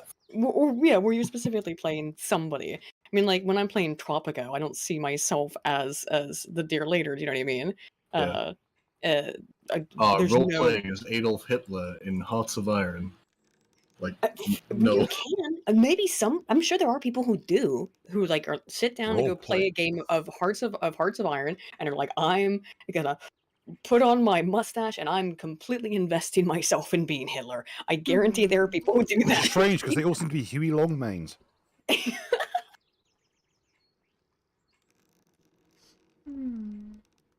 But it does heavily depend on the game. People who Yeah. who probably play more RPGs, yeah, they probably more tend to be Avatar as symbiote, Avatar as self, Avatar as other. MMOs are really fascinating because that's where I think you find the broadest spectrum of this Spectrum is psychology. right. It is always a spectrum, but I think MMOs are where you find the broadest spectrum because there are people who are just they just want to achieve gameplay goals, so they're just Avatar is just a tool to get items and loot and stuff. The avatar doesn't mean anything to them, and besides maybe making it look cool and getting good items and things like that. But other than that, Warcraft taught me that if there was a random chance at your job of a Cadillac dropping as a piece of loot you had to roll for, people would eat each other. Yeah, so in academic terms, there's more interest in acquiring the drip, if you will. Sure, and my personal research, my own personal stuff, I was doing that on WoW, where I was looking at group identity and on because WoW is a very specific game in that there are the factions mean something into the way that the game works. So I was interested in how much do factions mean to people, and I found the same kind of things in the typology where people who have a really strong relationship with the avatar as symbiote or as self or as other and not as tool. Really, tool was the one where people were like, "What?" When it was like, "How much do you identify with the Horde or the Alliance?" And they were Yeah. like, they were confused by the question. They didn't even understand like how to answer it. They were like, "What?" How They much do I totally. identify with the Goat from Goat Simulator? How much do you love Swadia FC? Well, it in was Mountain interesting Blade? though, because it was really actually really interesting data because those people who see the avatar as the tool, they didn't even know really how to answer the question. They were confused by it when we asked them for open-ended responses. They were like, "I didn't understand a lot of this study. I didn't understand what you were asking me." But the interesting part of that is that then when you looked at the avatar as self, avatar as other, or avatar as me players, they did have answers. They were like, "Yeah, this is how or we're more likely to have more in-depth responses to like, yeah, I like the Alliance because of XYZ, or I like the Horde because of XYZ. I identify with the Horde and Alliance and so forth for any number of reasons." But the people who see them as tools, they didn't even understand what we were asking them about because it's just like The it's question just part of then the would game. be like, how much of the resulting typology is up to the individual in question, and how much is being informed by the game? Well, WoW was a good game to use because again, we did find that dichotomy of WoW gives you, that capacity to role play a whole lot, and it's very much baked into that game that alliance or horde players are gonna come and fucking kill you if you're on a PvP server. Now, it's probably more important on PvP servers for that exact reason because now the factions make more of a difference, right? Than if you're playing on a PvE server, the only way that you're going to get exposed maybe to some of that stuff is through the story, and then you have to be actually invested in reading the dialogue. And if you're just someone who's just there to, I just want to kill things and get items, you don't give a shit about all that story stuff. And the only real influence even of the ganking and the PvP, if you are playing on a PvP server, is just about how do I defend myself and how do I protect myself. Dark Phoenix 77 for 2 says, datum are clear. You like Tetris flow. Submission. I do like Tetris. Not as much as Spoon. Spoon plays Tetris all the time. While we're doing our freaking stream, half the time he's freaking playing Tetris. Guess what? Spoon also likes rugby, so yeah. it's rare to be in a channel where I'm not the biggest fucking nerd. Asohapa says, well, taught me that you wear the gay-looking chainmail if the numbers are bigger. Yeah, I mean, ultimately, that's a bigger... it is a big thing in MMOs as well. And God help us if they do introduce social credit and they start ascribing, like, gear score to equipment. You will get people... you will get motherfuckers running around dressed worse than, like, the actual descriptions in fucking American Psycho in the book. Right. Everyone's dressed like a fucking... Like, it literally looks like a clown college. Everyone, yeah. Oh, for sure, for sure. But yeah, it's interesting. I've always found that my primary area of study is, well, the one where when I was submitting for what my primary area of study is for PhD, I said I'm going to study avatars, and the PhD the guy who ran the PhD program went, it's got to be a little bit more expansive than that, Aiden. Like, yeah, I know, but that's my primary thing that I'm interested in is player avatar interaction. But I guess I should have expanded to say, like, it's the way that what I'm interested in most out of all the things in social psychology and social science is how people interact with fictional characters in all kinds of ways. Player avatar is my focus, or player character in the case of, and we are in dire lack of research on tabletop RPGs, and I don't know why, because they were like a huge deal in the 90s, remember, of the satanic panic stuff, and D&D is going to teach your kids to be Satanists, and they were just really, even after that, was not that much research that came out about it, but like, why are people playing these games, and what do they get out of them, and how do they work, and how are people interacting psychologically with the characters that they're playing? Just an area of social science that is sorely lacking.